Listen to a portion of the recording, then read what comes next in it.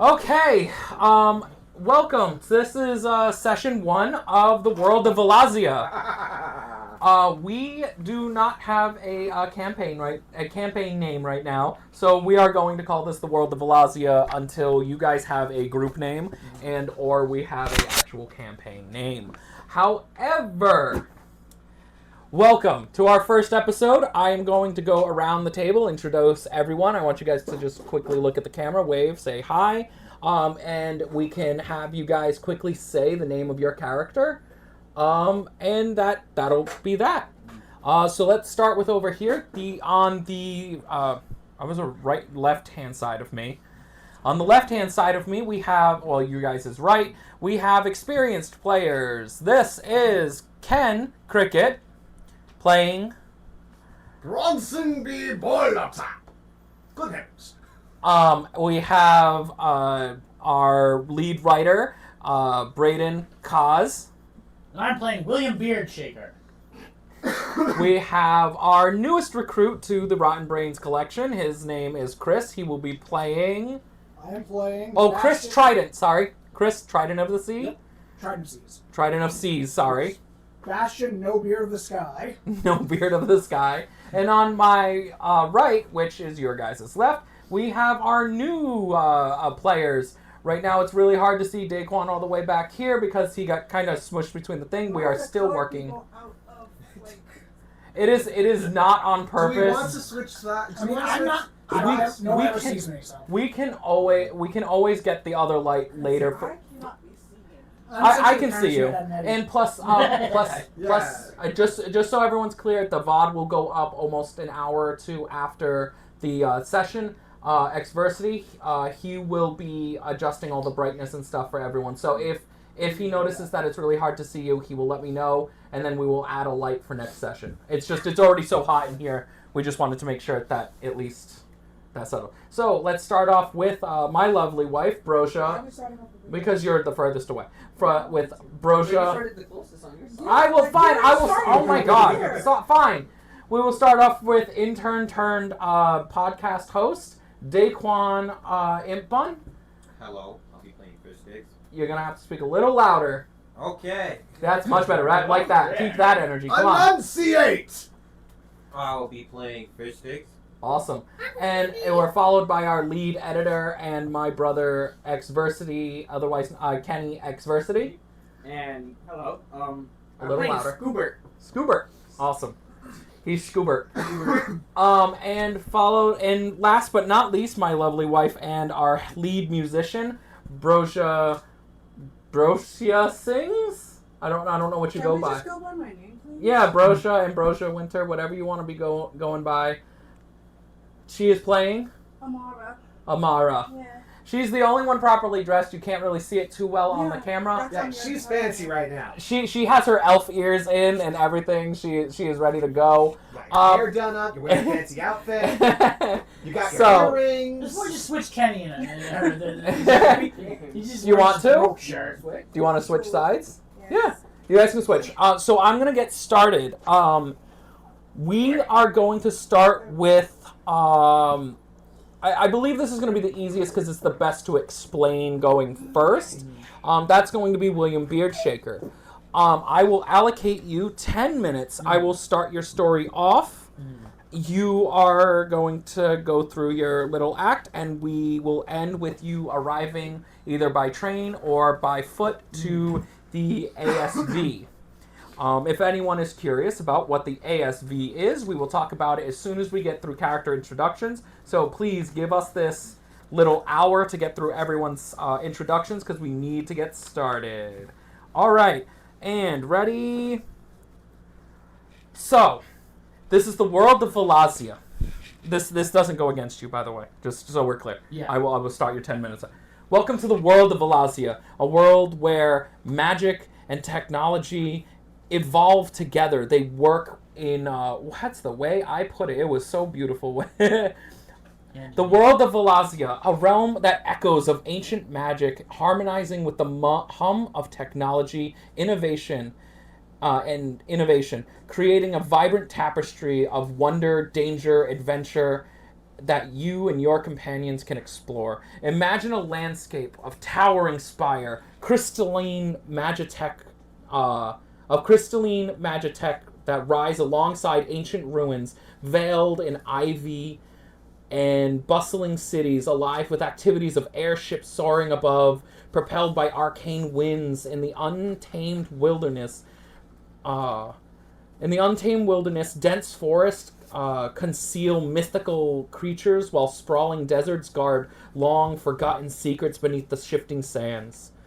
At the core of Vilazia lies a delicate equilibrium between magic and technology. Rather than adversaries, they are dance partners, each enhancing the others with a graceful waltz. Wizards collaborate with engineers, merging their expertise and craft marvels beyond your wildest expectations and imaginations. Yet, amid these marvels, in Vilazia is not without conflicts. Factions vie for dominance, each harboring their own visions of the future. Ancient evils stir in forgotten tombs, their thirst for power undiminished. And amidst these challenges, heroes emerge, their destinies intertwined with the fate of our world. Be ready to write your own chapter in the history of Vilazia. Yay! Woo! John wrote that. John wrote that. Okay. Sorry, I wanted to go through that. I thought I wrote it pretty well. I'm not. Yeah, it's good. So, as you know, the world of Vilazia has magitech and all these like nature things mixed together. Nothing is really fighting against each other. We are going to start off on the day of the 15th of High Sun, which is the second month of the year. I said did I say the 15th? Sorry. Yes. Yeah, it's 15th. The 15th of High Sun, which the nearest holiday is going to be the summer solstice, which is on the 21st. So if anyone wants to mark that down for yourself, our adventure is going to start on the 15th of High Sun. Feel free. Do you want to use my thing as a book to keep track of your notes? Yeah. We are going to start our adventure on the 15th of High Sun. Remember, you guys are also able to put down your birthdays. Do you have my old paper, speaking of which? I do have your old paper. Because I had my birthday on it. Absolutely. Here you go. Thank you. I always have that as a spare. And to start our adventure, we come down to a little off settlement known as, I will need to double check and make sure because I don't want to put you in the wrong spot. You weren't in the nomadic tribes, right? You were in the Free States, right? Mm. The Confederation of Free States. That's where you started? Yeah, because I went there. Okay. I just wanted to make sure. The Confederation of Free States. Here we go. And we start off at a little town called Riverside. That is part of the... I think that's where we started you, right? Was Riverside? Yeah. Okay. I just want to make sure. We start off at Riverside, which is part of the Confederation of Free States. Nestled along the tranquil banks of a winding river that flow through Highcliff, Riverside is a picturesque district that exudes charm and serenity. Lined with quaint cottages, lush gardens, and cozy taverns, this idyllic neighborhood often welcomes an escape, yet that's where from the hustle and bustle of the big cities. Now, we go to a little tavern. Now, this isn't one of the nice-looking taverns. It's one of the dingier. There's spider webs on the window. Right. Yeah. Like you're in Riverside, which is this idyllic place. But there's like one dingy old one that's kind of run by like a goblin off to the side, and he doesn't charge people in money. He charges them in favors. Oh. You were renting a room because, well, William, let's say that you were not exactly welcome back in Khazad-dûm, which is the city of the Great Hole of the Dwarves. And why is that? Because I owe people an incredible amount of debt, it would seem. Because well, you must understand. My last couple of plays, I'm a playwright, of course, did not do so well. They were misunderstood. They were ahead of their time, perhaps. People did not comprehend what I was going for in my theatrical productions, and they flopped, as they would say in theatrical circles, and my plays have flopped.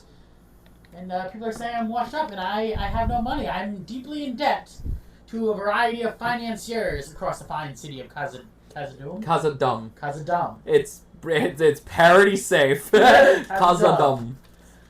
Like kingdom. I'm, as they say, on the lam, isn't it romantic, from the authorities and the debt collectors of our fine city.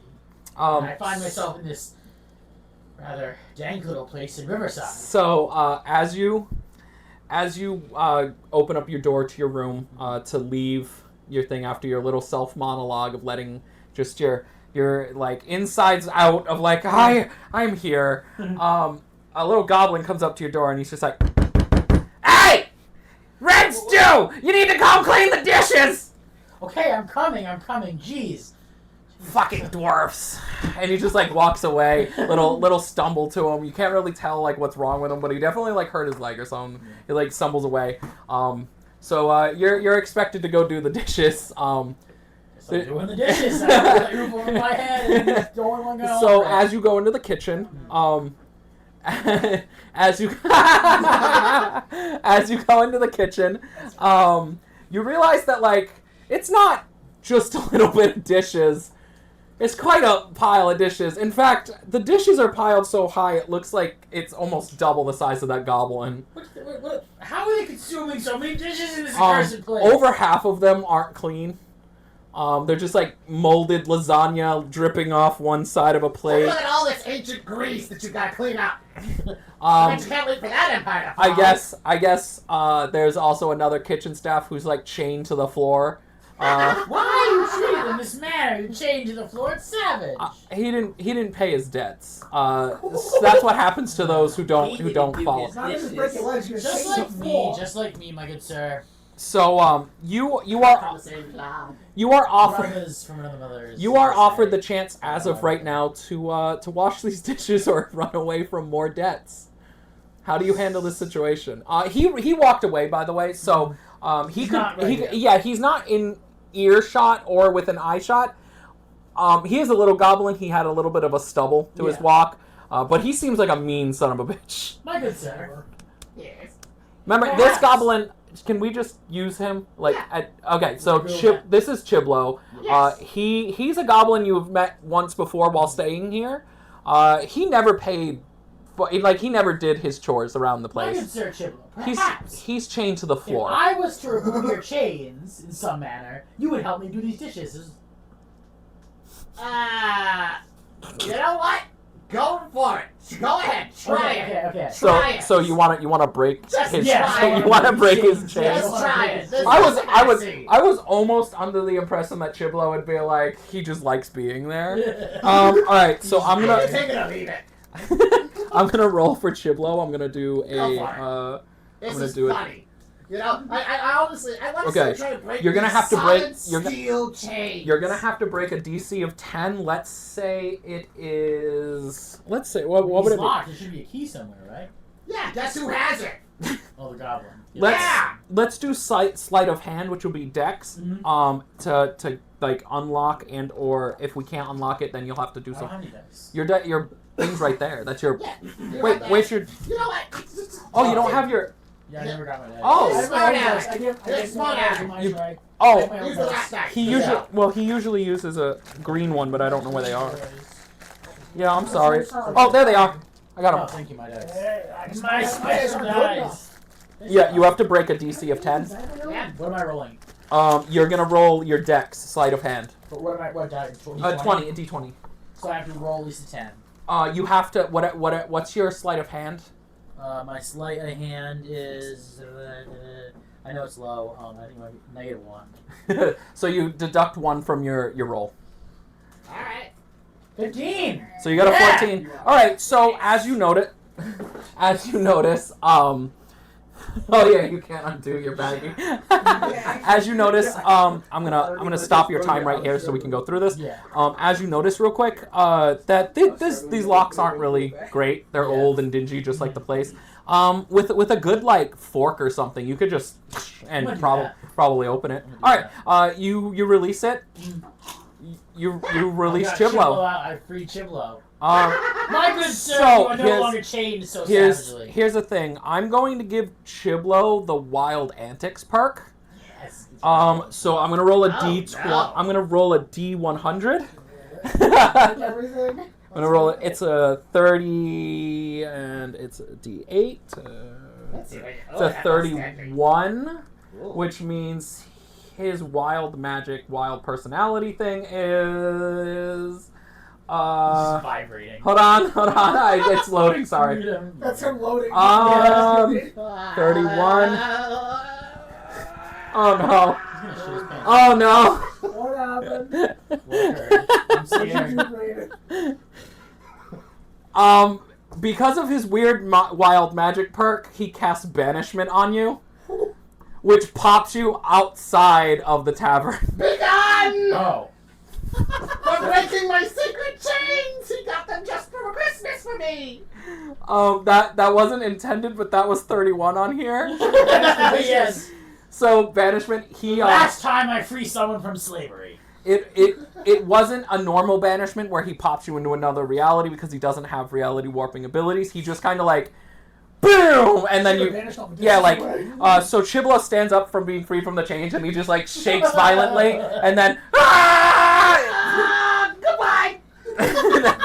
and you just Sir, and peasant and you're not indeed. far. You're just like outside of the window. the area now. You can look through the window and you can still see Chibla like inside, like waving at you. Just like, Run, Forrest, run! You know what? I'm just gonna leave. We're running away from another debt. Yes. Okay, let's roll a quick D20. I want you to roll a D20 as well. You're on your own now! I rolled a 9. I got an 8, so the owner like looks out the window, doesn't see. He kind of you're a dwarf, so you're still kind of short. He's shorter, so he's like leaning over the window. He doesn't really see you. He's like, where the fuck? No, he just doesn't see you. He hasn't even gone to the kitchen yet, so we will discuss that when that happens. Yep. Now I've got black dust all over so my hands. I'm going to roll Put it this your real way. quick. Actually, no, you probably I just want to say you didn't even find out the tavern owner's name or anything. You just kind of like ran away from I just know it further gets to the Riverside Tavern Keep. What the? The Riverside Inn, sorry. Riverside Inn. Let's call it the Riverside Goblin Inn. I don't know, because you didn't find out his name. You just knew he was kind of like a little jerk, but he let you stay there for free. But you know what? Oh, so let's fun. just say for character purposes, you have your backpack on you at all times. Yes. What do you have in your backpack, William Beardshaker? I got a knife, I got inking quills, and I got a dagger. Awesome, cool. So. Somebody was prepared. Alright, So I rolled a 1 on this, so it's really up to your perception. You can roll, but unless you roll a 1, do 20. it would be a perception check. I Yeah. rolled 16. Perception is wisdom. Wisdom. Plus 0. It's just So what did you get? I got a 16. So 16? It's flat. Yeah, you're more. I rolled a 1, so it wasn't even the world around you didn't react. All right. You're making your way to the closest train station, which would be. Hold on, let me. Why don't you explain what you see in Riverside around you, real quick?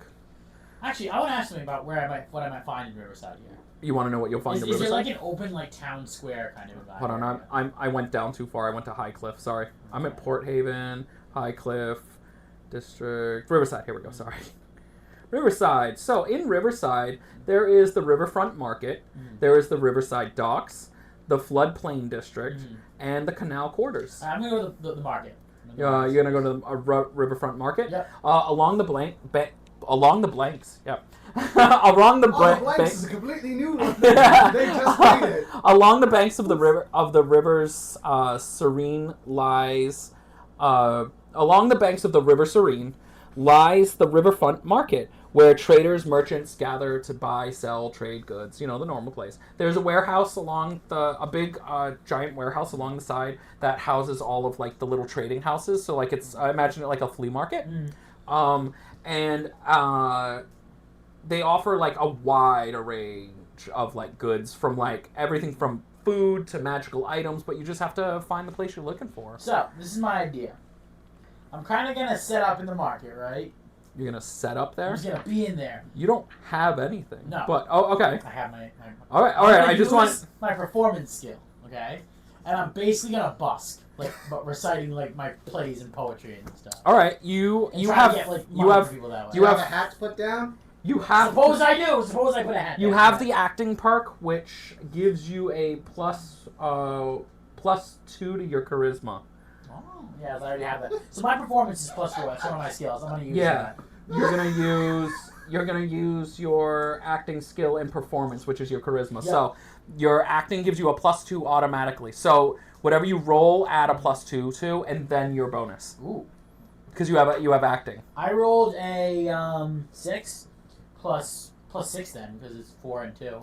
Okay, So I rolled a 12 out. you rolled a 12. All right, let's see what the crowd over here. Maybe they're critics, maybe Here. they're idiots. Let's see. They rolled a 4. Yeah! You're lucky because I'm a shit roller. So all right, recite a part of your play. Go for it. This guy's really good. Let's see what this dwarf has to say. Ah! You're really making me roleplay. Alright. Yeah. I recite a stirring passage, a stirring monologue from the great epic McDwarf, which at the passage. We've heard this one.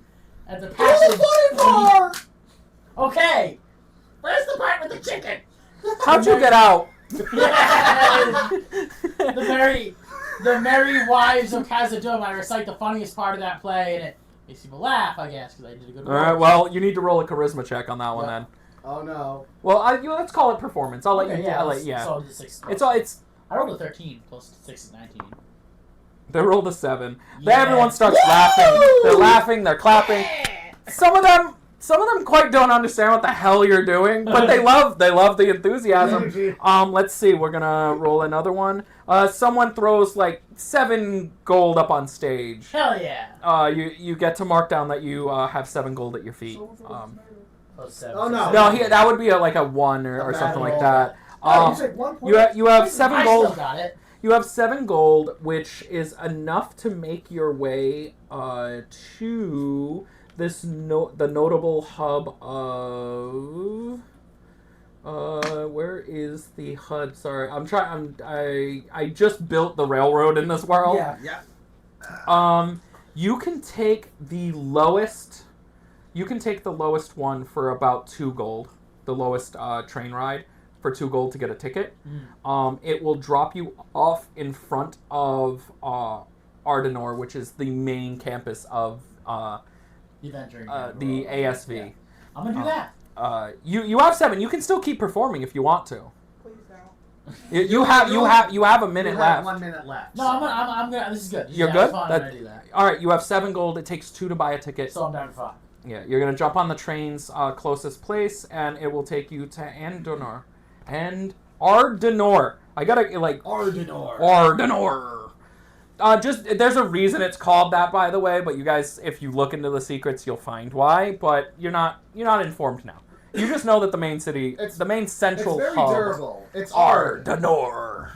It's very hard. All right. So from you, we're going to pick up with our second closest ally, which is actually going to be Daquan. Fish sticks. Fish sticks. You are. yeah. I know that was an. Fish sticks. You are actually in the pirate hold of Bloodwater. Hold on. Are we a bloody Fortnite team? Oh yeah, I just realized his name is Fish sticks. I was like, Yeah. yeah. You made So that you joke are in- last time about him being I didn't think. Okay, so you are I'm a at. junk man. You are in Bloodwater. I'm gonna go over the blood. You are in the pirate island of Bloodwater, which is right off the coast of the main continent. Just so everyone's clear, Vilazia is like this Pangea-sized continent. It's very, very big. You're currently on your way in the back to go to the ASV. Sorry, ASV. Someone keep reminding me that it's ASV. I have a lot of things that I have to remember. So if I ASV, it's the Adventuring Society of Vilazia. ASV. Essentially, YMCA. They teach you stuff. All right. Bloodwater is a haven for pirates, smugglers, and cutthroats. Bloodwater is a lawless realm where might makes right. Its infamous pirate lords vie for control of the islands and constantly battle back and forth between who owns what and who owns this treasure. The lucrative trade routes, though, are what make this water so, like, profitable to the main kingdom and why they don't, like, get those pirates away from us. They kind of let the pirates do their thing. Pirates are allowed in this world. The only rule they have for pirates, do not raid innocent villages. You can raid all the bandits you want. All their stolen goods are yours as long as you get rid of them. Okay, One Piece. So, yeah, exactly. It's kind of like how the One Piece thing does where, like, they'll leave you alone if you're, like, good pirates. I can hear the cats yelling. So where do you want to start off on? There's Skullport, Rogue's Roost, Siren's Cove, Cutthroat Quarry, the Buccaneer Bazaar, Corsair's Court, Marooner's Marsh, or Treasure Island. I just want everyone to know I did not try very hard with the pirate thing. Let's be honest. Are pirates going to be that creative? They are really not that creative, but they're also very, very, very lame. I'm just going to quickly go through. This isn't going to interrupt your time real quick. Take that. Captain Blackbeard, Captain Lady Anne Bonny, Captain Bloodfang, Madam Scarlet, and Davy Jones. I did not try. Why couldn't it be Treasure Planet? That sucks. Yeah, right? I could not try. I mean, how do you Less. know if what is his name again? Long John Silver isn't also a cyborg in this one? He could Captain totally Kirk. he could totally exist. So, where do you want to start off on? Do you have a? I have to start on Treasure Island. You want to start off on Treasure Island? Okay, so I will read you. So we're gonna get the Planeteers Pirate AU soon. Okay. The Treasure Island is an unowned land, right? And so years and years ago, they buried treasure there, but no one really knows where the treasure is. So it's constantly like visited. It's almost like a Fortnite island. Everyone just goes there, beats the shit out of each other trying to find this treasure. No one really knows where it's buried. No one lies claim. Whoever finds the treasure will be able to... King of the Pirates. Well, you won't be King of the Pirates. You'll just have a shit ton of money. There is no King of the Pirates because Lady Anne Bonny might beat the shit out of you. Oh no. Yeah, she's really hardened. So as you're there, I assume that you and your octopus... What is his name? Lucky the octopus. So you and Lucky, I assume, are looking for treasure, or what are you doing? I forgot that you had the Gloctopus. Gloctopus, yes, he has a Gloctopus. We are there indeed searching for the treasure. For the treasure? Alright, I'm gonna need you to roll a d20, which is gonna be your investigation, so it's intelligence, whatever your thing for intelligence is. Ooh, okay. Yeah, I'm sorry, that's all I can do. I can't. I got a 6. You got a 6 and So -1. -1, so it's a 5. Let's see. I mean, I rolled a 1, so He finds the treasure. he doesn't find the treasure.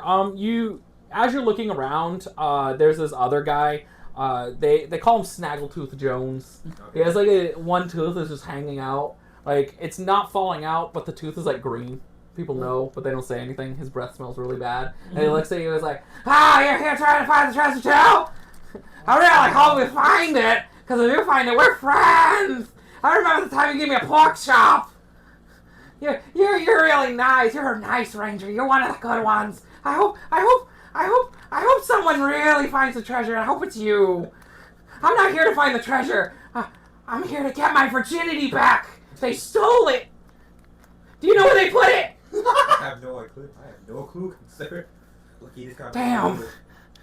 Okay, I'm gonna leave you alone now. He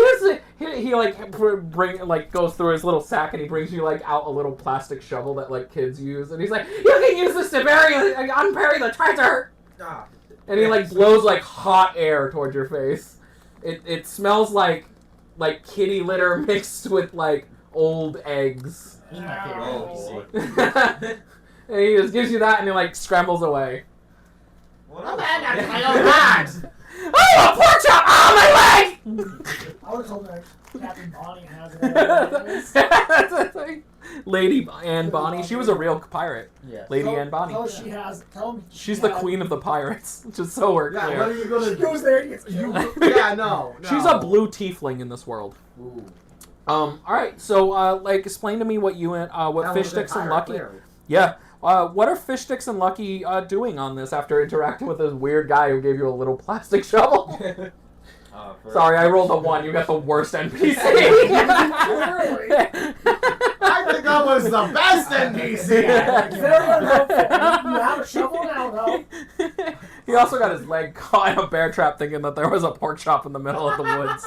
I've never been a pork chop. I've been bait. I'm just imagining this guy breathing on Bronson and then watching his mustache like burn up like a cartoon. SpongeBob. Whoosh. Alright, so yeah, what are you guys doing? Honestly, after an interaction like that, I'm pretty sure me and Lucky would think this would be some sort of hoax. Are we on Survivor Island by accident? It's just Disney World. It's an attraction. I want you to roll one more time. Roll an investigation one more time. You have to beat, There's a couple Oh, of levels. shit. Just roll. I got a 14. You got a 13. 14. Well, you get a Oh, negative right, 1, yeah. right. Sorry, it was a 19. Yeah, as far as you can tell, this is a hoax. Like, they kind of just do it because they're like, Bloodwater is like overcrowded. Is that And you're starting to realize, like, oh, they're using this to, like, call the idiots. And I fell for this. I'm one of the idiots. Damn it. Broken railroads? yeah, like, they're like, not great. So you and Lucky can take a little, like, what are they called? What are the little, like, dinghies? Dinghies. Yeah. No, what are the little dinghies called? Dinghies. You can take a little dinghy back to Maroon's Marsh, Yeah, or pretty sure we would do that. I'll Yeah. straggle to come back. Hey, I'll find him eventually. So as you get back, you're met by like Captain Bloodfang. Him and his crew are just kind of like getting on their ship, and he sees you like rowing up with your octopus. Your handsome, like, bluish, purple, like, face. Just so everyone knows, your name is Fish Sticks, but you are also a Deep One merfolk. Yeah.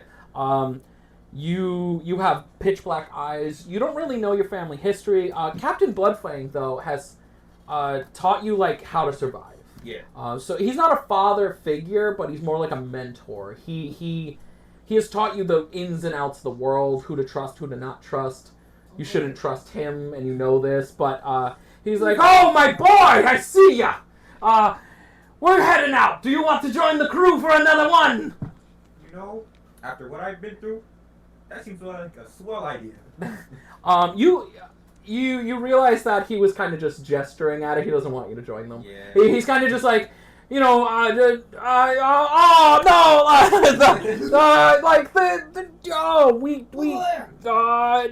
have no room. And then he's just like, lift the damn thing. We need to go. Oh my boy, I'll see you another time. We must be going. We have to find this piece of the deep, whatever. Bye. Go. You kind of see like he just like they drift off really slowly. It's kind of embarrassing how slow they're going. It's like they almost have the sails facing the wrong way. It's kind of just like floating away, and he's like waving, looking back at you. Looking to like go forward. He's like behind the wheel, but he like keeps leaning over and like noticing that you're still there. By the way, I just want you to know I rolled a 4 for that one. That interaction went well. I told you I'm a terrible roll. All your interactions are going They're gonna be Do funny. you want me to roll? They're gonna be for fucking you? hilarious. Do you want me? No, it's way funnier this way. It really is, honestly. So Some day today. so as Ah, you good luck, Fish Sticks. as you make it back to like the main part of the marsh, you notice like a gang of pirates are like trying to kick in this door of like this like it's not like a big thing. It's not a shack, but it's not like a shanty. It's a little house. Sea shanty. Huh? Sea shanty. Yeah. And they're like kicking in the door and they're yelling at them. And they're like, "Hey, come out! We want some money! We need the money! You go us the money!"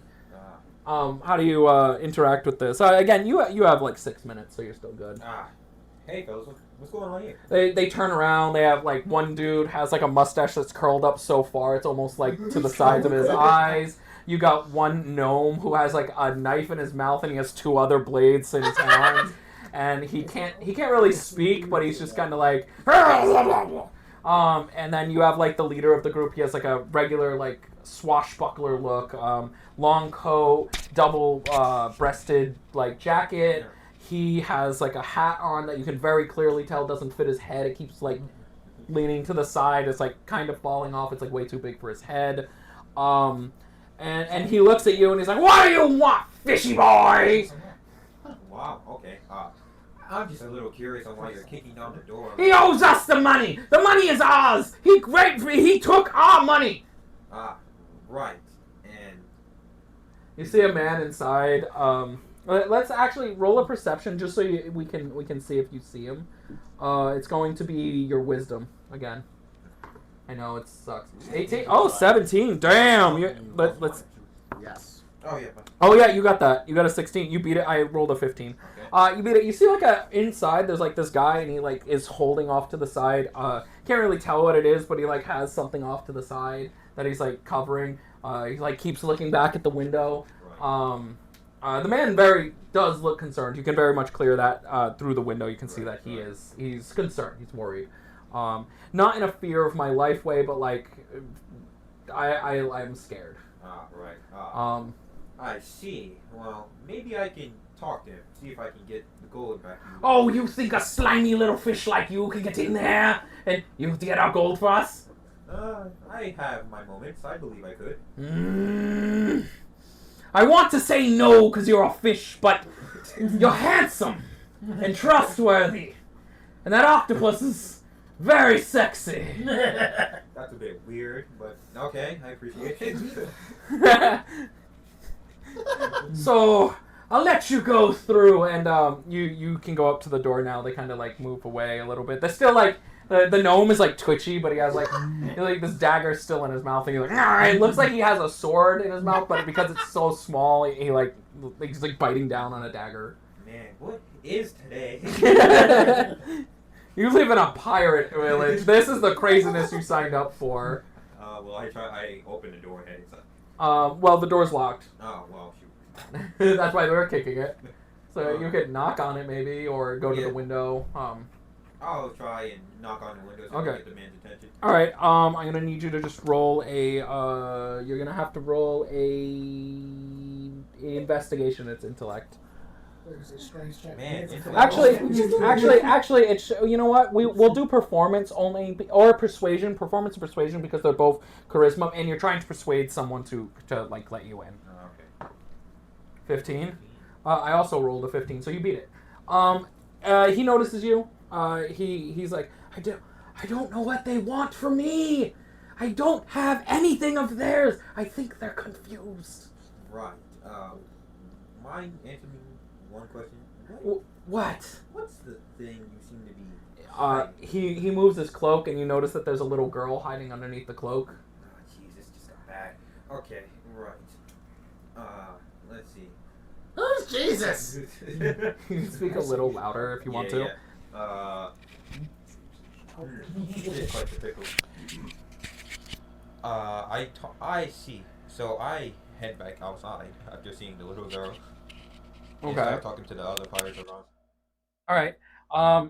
The big buccaneer pirate guy, like the traditional looking pirate, he's just like, "What did he say? What did he say? He has our gold." Are you sure this is the right house? He rolled a 17. Of course, I'm sure. He like is dead set on the fact that this might be his house. He's hiding it behind his cloak. See, right there in the window. I can see him. I will get you, idiot. Right. Well, see, how much gold does he owe you? Like 4 gold pieces, but like that has nothing to do with it. It's the not the amount. It's the disrespect of stealing our gold. Right. Well, I talked to the man, and he seems like a swell chap. Do you mind if I paid off his debt? Throw in an extra gold piece and I won't burn down the house. Yeah, sure. Why not? 5. He had like his hand. You look at his hand and it's like stained with like weird green spots and stuff. And he's just like, "Give me." Yeah. He grabs it. He's like, "We're eating good tonight, boys." And then like they just walk off into the woods the wrong direction from town. Well, I'll just head back inside and tell them what happened. Okay. Yeah. Very clearly, these guys have a bad sense of direction. They're terrible pirates. They also like very clearly had the wrong house. They walked wrong way completely. Town is east. Town is east, and they walked south. You could say that they are the pirates who don't do anything. Yeah, they legitimately are. Well, they do stuff. They're just idiots. They're not good at doing the things they do. They don't do anything useful. Yeah, you go back to the window. You can talk to him. Let me see what his little roll is. He got a 15. So that no, whatever you roll against it, it'll have to be a 15 against. Yeah, you can talk to him. You don't have to roll anything right now. It's just his standard is going to be a 15. I'm just letting you know. Okay. So like if you need to do something, it'll be a 15. Hey, buddy, I got rid of the pirates for you. You did? They're not going to harm me and my daughter. No, not at all. So he goes over to the door, with the little girl in hand. He unlocks the door. He comes out, and he comes over to you, hunched back and low. He grabs your hand with like both of his hands. They're like wet. You don't know why they're wet. They're wet, but he like. I hope he got the right hand. And he's like shaking your hand with both, and he's like, "We will pay you back tenfold for what you've done for us. We will see you. We will see you later. We promise. We know who you are. You're a good one. You're a good man." And so they head back east towards Skullport, which is the main part. Yeah, I mean, from there, I assume you're probably gonna go to Skullport as well. Yeah. Catch the train. Yeah. Catch the train to. How much gold do you have left after spending 5? 5 gold left. Oh yeah, a regular ticket was 2. Yeah. So just deduct 2 from that. Okay. From your 5 to your 2, yeah. So you'll have 3 left. Yeah, regular. All right. So that's the intro to your thing. You had a crazy little pirate thing. What a bizarre day. Yeah.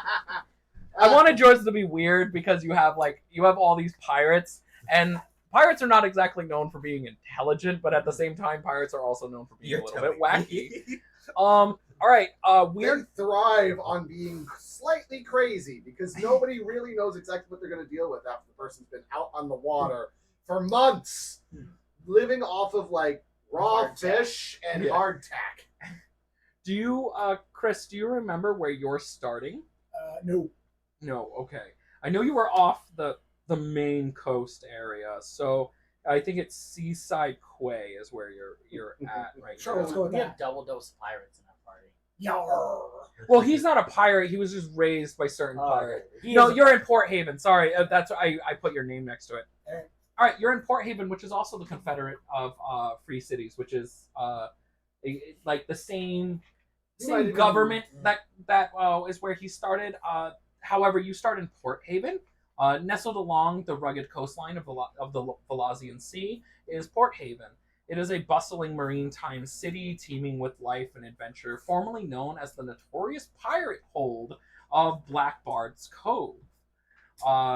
Port Haven has undergone a remarkable transformation over the last few years, and the revitalization efforts by the Confederation of Free States has improved it tenfold. In this city, you are coming out of the ocean, or are you going to already be on land with your sky cycle, Yeah. right? You have a sky cycle that doesn't work. Yep. Why don't you explain your area? I'll give you a real thing, like lay down of the city, so you can choose where you want to go. There's the dock side. There is Fisherman's Wharf. There's the Trader's Quarter. There's the Garrison Hill. Those are the locations in Port Haven. I would probably Trader's Quarter because you're probably looking for parts, right? Yeah. Okay. So in the heart of the city lies the Trader's Quarters, a bustling marketplace where merchants from far and wide come to sell and trade their goods, just like a normal bazaar. Here you will also find guild halls, and the streets are lined with cobblestone streets, offering everything from exotic spices to fine textiles. Is there like a blacksmith around? There is a blacksmith. It looks like he has a bit of a line. But there is actually before we do this, give us a little introduction to who you are and what your species is, what your race Alright, is. I can do that. Yeah, I am. Yeah, what's your name? I have the name pulled up. I haven't written it down yet. Oh, it's okay. I'm going to start the timer once you. It was something no beard, right? Yeah, it's Bastion No Beard of the Sky. Okay, ready? And you're Bastion no beard, Of the Sky. or Bastion for short, right? Bastion No Beard, really, but of the Sky is kind of like a Little- extra title at the yeah. end because I was a pirate. Okay, Um, former pirate for right a now. pirate, yeah, I'm a fighter pirate. Fighter pirate. Fighter pirate. He is. He's a subclass pirate, but he's a fighter. No, he's a fighter pilot. Fighter pilot. Who's also a goblin. You have what? I'm a goblin. You're a Selly Goblin, which is a Sky Goblin. Yep. You're trying to get back to your main. Your whole goal is to get back to your former captain. Yeah. Captain Skyblade, Who's over in? who's in Nimbus Haven. Yes, I'm trying to get over there because that's where I'm from. Yeah. That's where I was recruited originally. And to get back there, you need to repair your Sky Cycle. Yes. So I am also kind of steampunkish. Yeah. I have like a bowler hat. Yep. And a monocle, and one wing is made out of like parts, and the other one's just fine. So you're missing a wing, but yeah. Did you have a robotic leg at one point, or was that just a thing you were? Just a wing. Okay, because we had trouble thinking. We were like, did he say a peg leg, or was it just the wing? Just a wing. Okay. Yeah, I don't know what my thought process was. I just want to make sure because I want to get a clear image. That's fine. All right. But you did notice as you're looking around town, there is a mechanic. He also is a Cellar Goblin. He is a Cellar Goblin who has blue skin. He levitates. He doesn't have wings. He's one of the Trueborn, which is a Cellar Goblin that can just fly. They can like levitate and fly like Superman. They don't need wings. They're called Trueborns where you come from. You are not a Trueborn. You have wings. You can go from here. Like, do you want to talk to him? Do you want to wait in line for the blacksmith? I will start off by talking to him since there's a line at the blacksmith. Okay. You like roll your bike over to the Sky Cycle. It's not flying anymore. He looks over and says, "Oh, look at you! You're a beaut, aren't you?" Hi, laddie. I put a lot of work into this. It's good to see another sky folk. And then he like grabs the bike and like pushes it away. He like stops looking at you. You no longer matter in this conversation. You kind of get it though.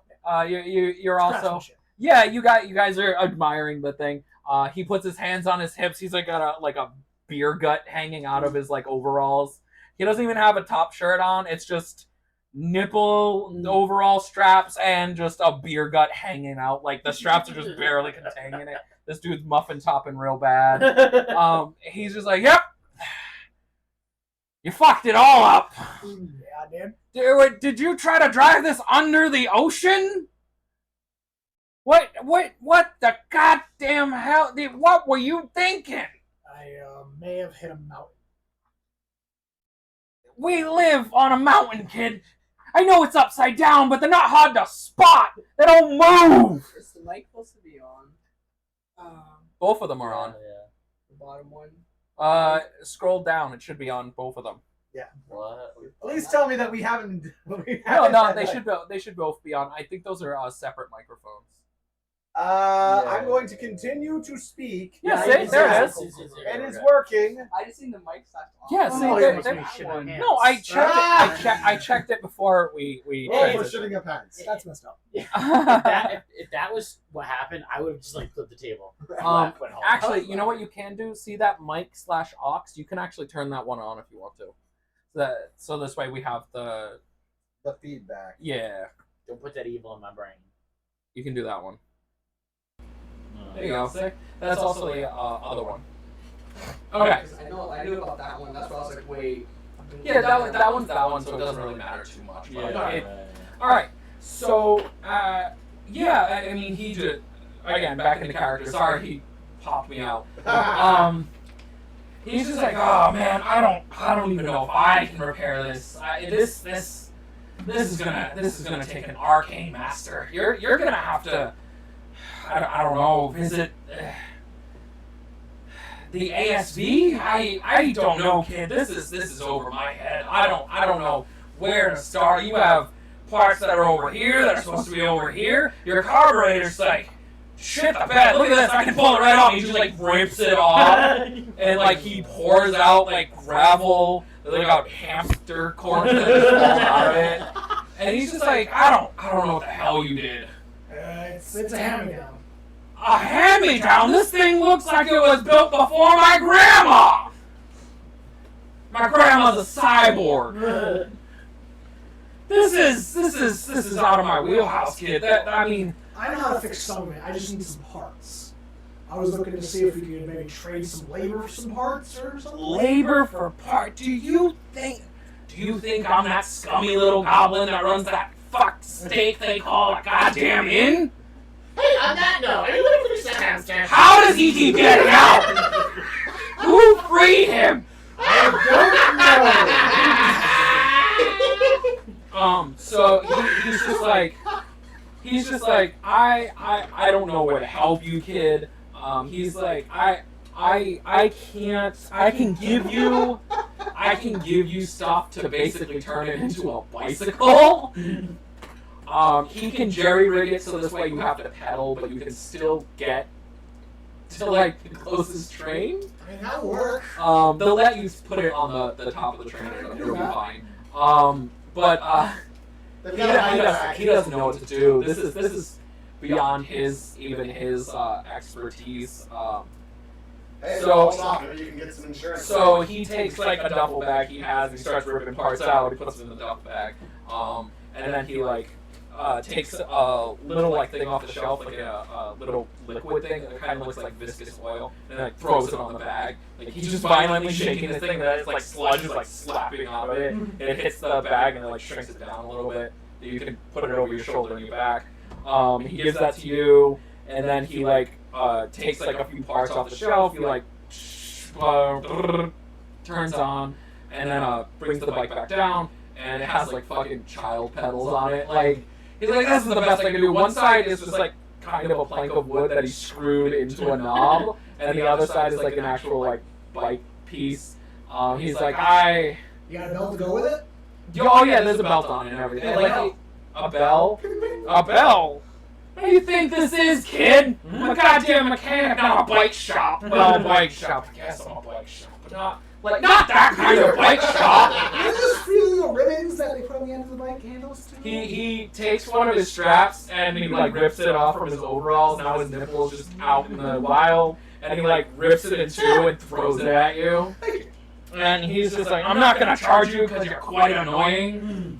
You two. But the train over there will get you back to the main city. Someone there, an archmage, maybe a great artificer will be able to help you. But this is beyond me. Well, I appreciate all the help. And I start. You're gonna need it. I start walking towards a board that might have like news on it or anything. All right, yeah. On a bulletin board, you notice. Let me double check the board. I actually just did write one real quick. That's actually kind of Yeah, no, I did one earlier. I just got kind of to a bounty board. Yeah, like I did like a little bounty board, a help board, a little. That's convenient. Yeah, I know. I actually just did it the other night too. That is very convenient. Yeah, because I was just like, oh fuck, they're gonna need like little things to do off to the side. Yeah. Okay, here we go. You see that there's like a rumor of someone wrote on it. They're just like, hey, there's a rogue like cave of 16 bugbears. We're not exactly sure what they're doing, but like we know they're here. And then it's like just a crudely drawn map of the side of a mountain with like a little hole in it. It's like someone drew it in crayon, but it's pointed there. You can very clearly tell where it is, but it's like it's a crude drawing. But you know where it is. What are bugbears? Bugbears. What are those? Oh, You they're know like those hairy guys that have like the snaggle teeth and they kind of look like they're orcs, but also kind of like yetis? Like Bigfoot? Okay, I will explain. A bugbear is essentially if a goblin was slightly taller and covered in hair. They have an output jaw on the bottom with a little tusk.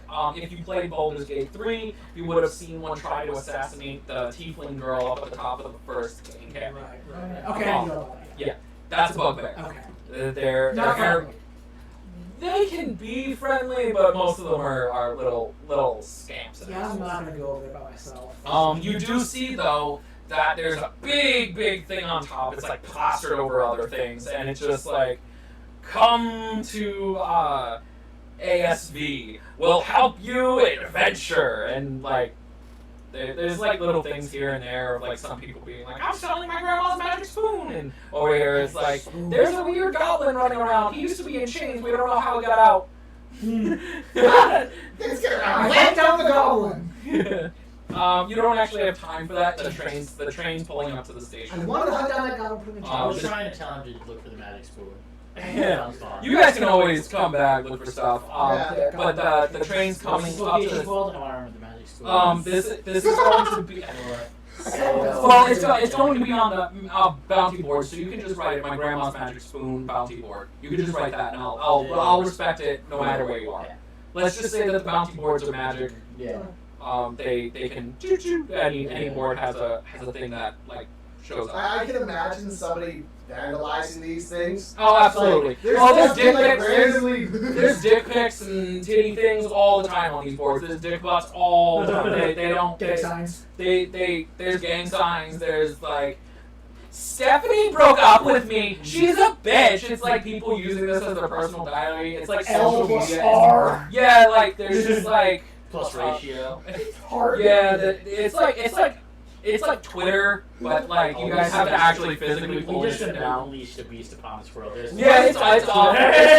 It's awful. So but what there's is like like- there's like people who are hired from the ASV that like moderate this stuff. So like Sure, they well, have one in their president. office and they'll pull it down. Once you pull it down, it disappears from the other boards. Chibble running for president. Yeah. So they have a monitor on Should've done this. nothing wrong. Yeah. Don't cancel Chibble. Yeah. So you're gonna head to the train to talk 2 gold from yourself. Alright, is that this I one? hope you all enjoy my apology. He'll be able to help you. Yeah, just deduct 2 gold from it. All right. I'm your campaign manager. Seems in my Who wants to go next out of you two? Because we're gonna flip flop. You're going last, actually, so it has to be you. Yeah, you said I was last. He's last because he's already at the TS. It's your turn. All right. This one's Go So- for it. It's your turn. So I just want to make sure. Sell it. I just want to make sure that we get to the correct location. If you want to, you can move that microphone closer to yourself. So yeah, that one. If you can move that closer to yourself, you should be able to. Okay, and hopefully I didn't make any loud noises. No, it should be fine. These are safe to touch as long as you're not like fucking throwing. them. Okay. Yeah. If you're not pinging your If you're not the one I of hope- the cats decided to play zombie with it. I really hope you guys are okay with me going back and forth from like new players and I just want to make sure. Get out of it. Hold on, I gotta make sure. Sheesh, get on with it. I know. You know she's excited. Chitinous I Hollow. want to see The this. Azazen Hollow. Okay, so we open up to the Azazen Hollow.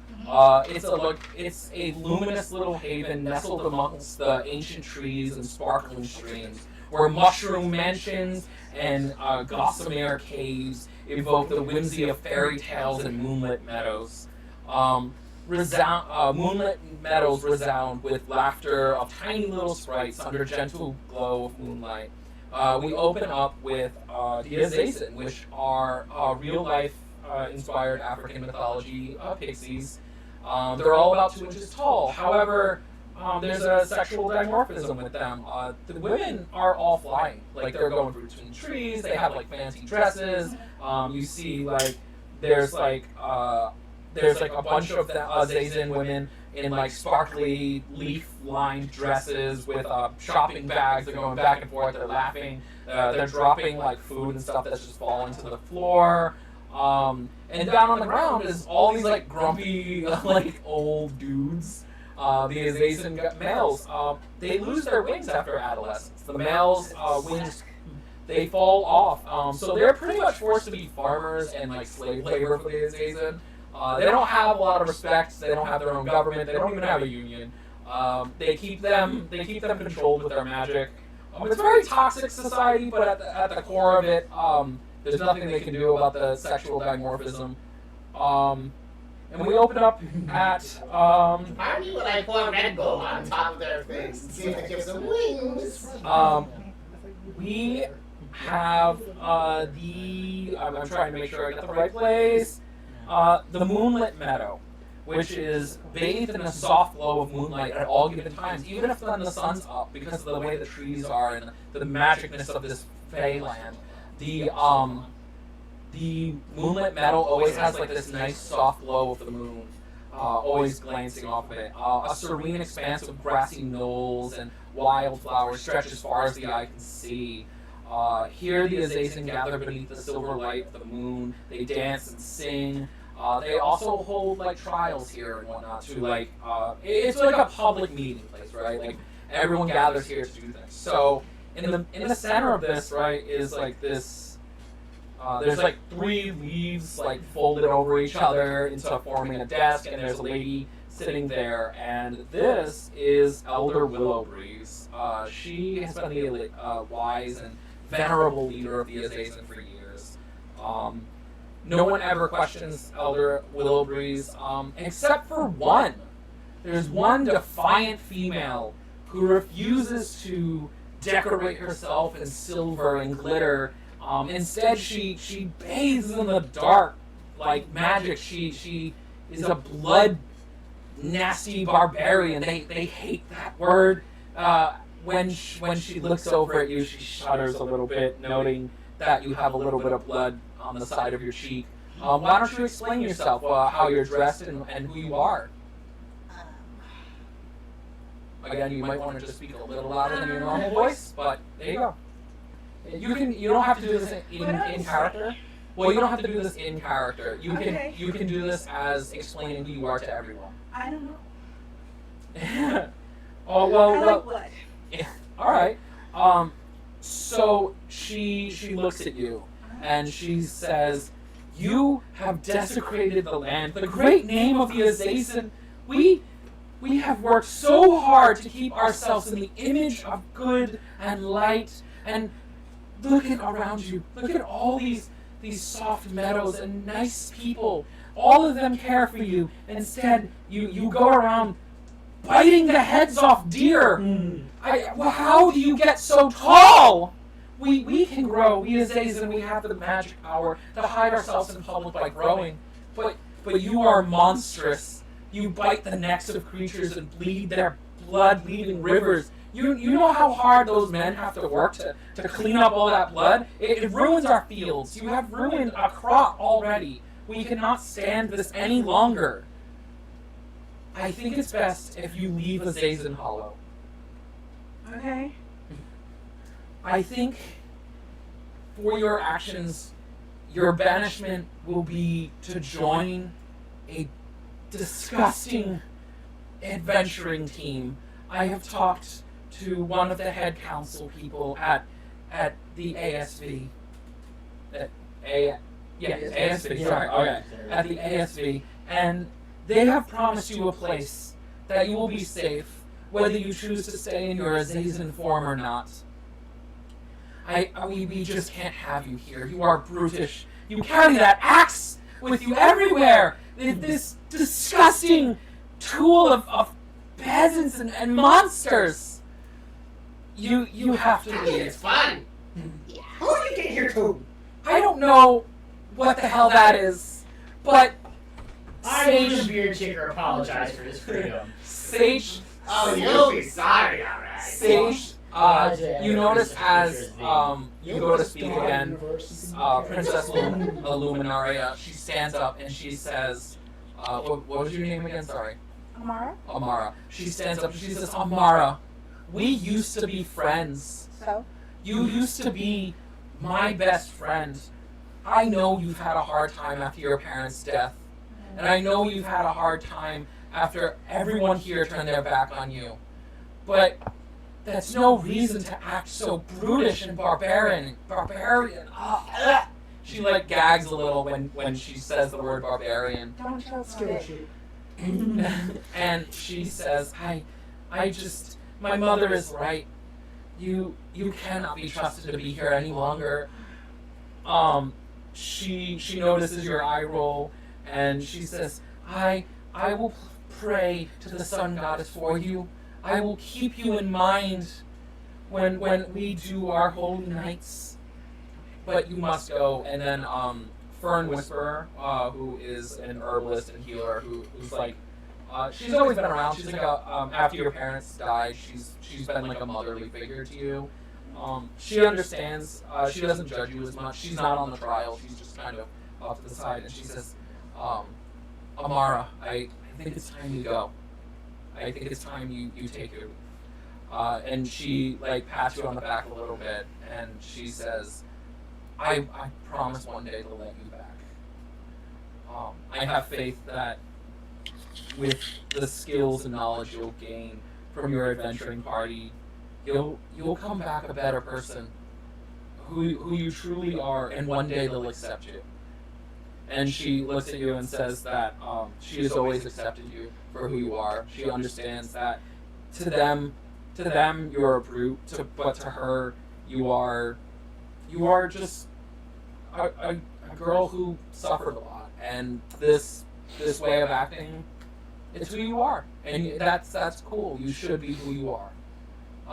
She gives you a little pack that's wrapped up. You don't know what's in it. It's just like she said, it's like magically sealed. You can't open it until you get to a group of people that it like also accept you. It's kind of like a parting gift, but like because the Azazel are so hung up on themselves about like proving lessons and being almighty, this gift won't open until you make a friend. So you can add onto your character sheet mysterious wrapped gift. So Fern leads you to outside of the.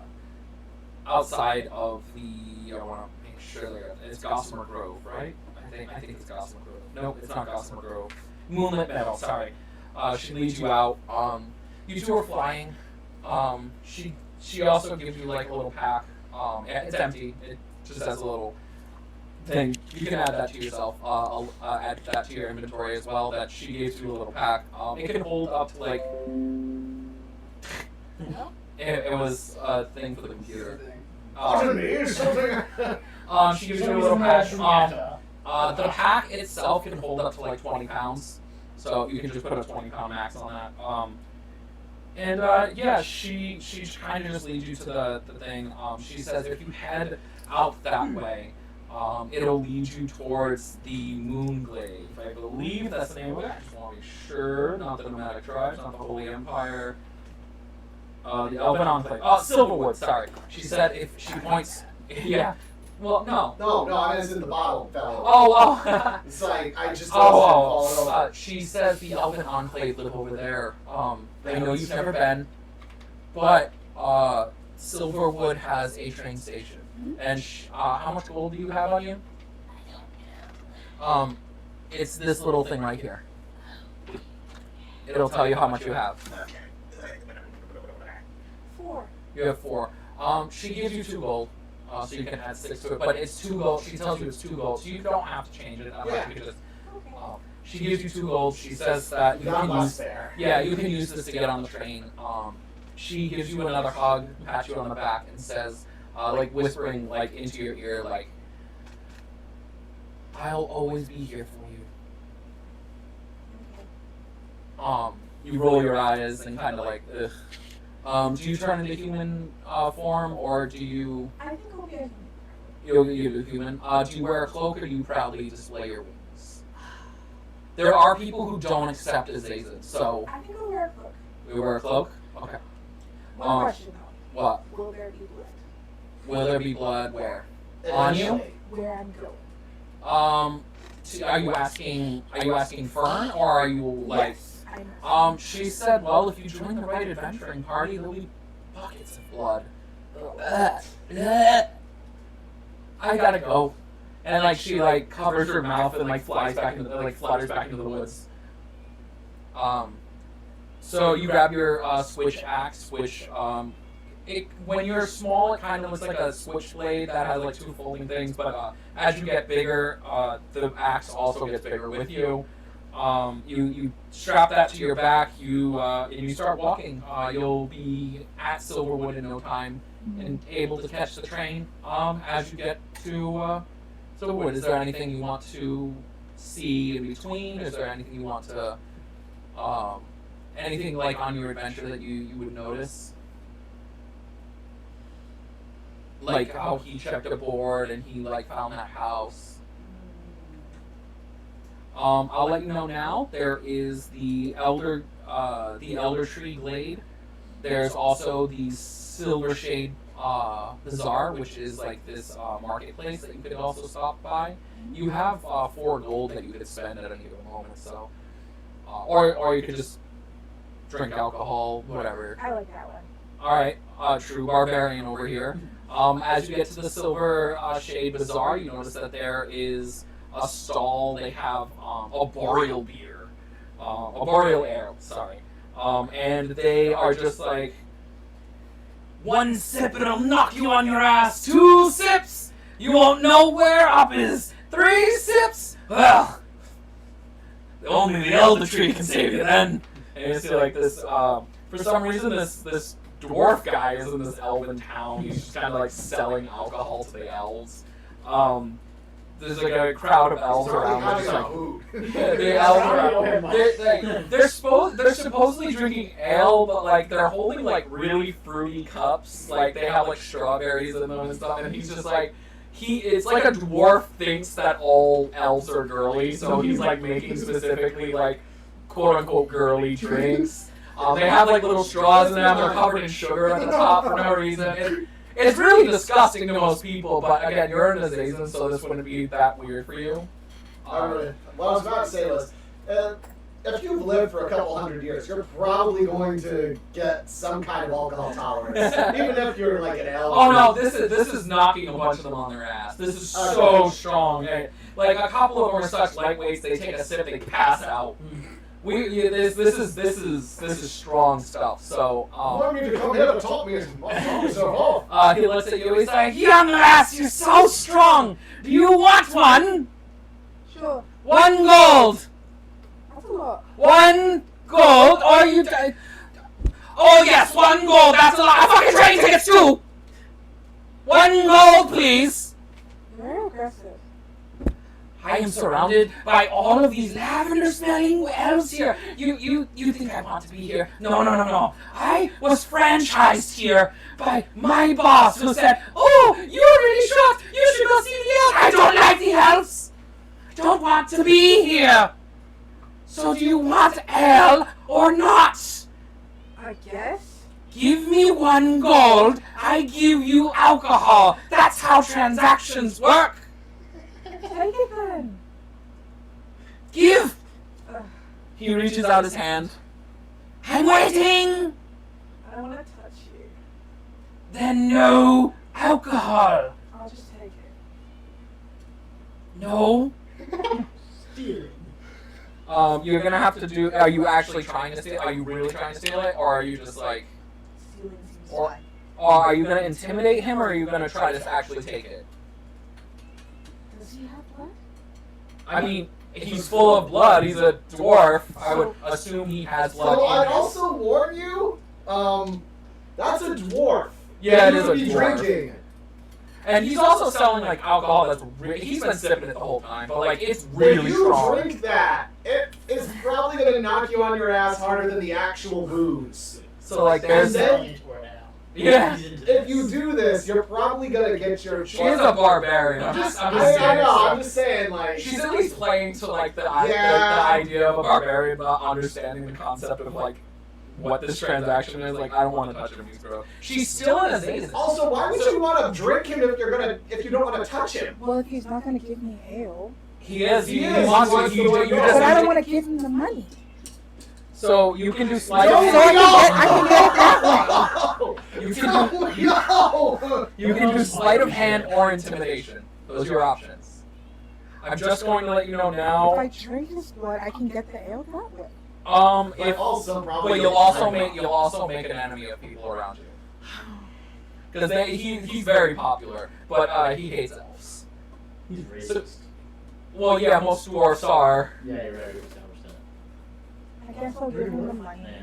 Yeah, but he's a well-traveled dwarf. He's very like worldly. That's kind of the reason they don't like him in Khazad-dûm sometimes. Yeah. You're gonna give him the money. All right, give it. Come on. What are we waiting for? Toss it at him.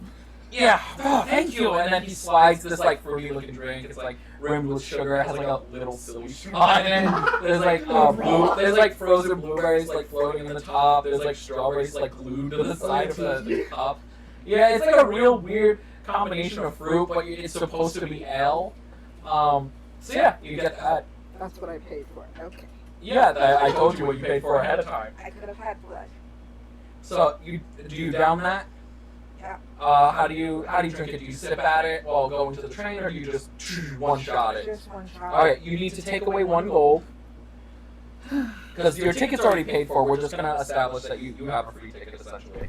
Now you need to roll a what would that be? It's not survival.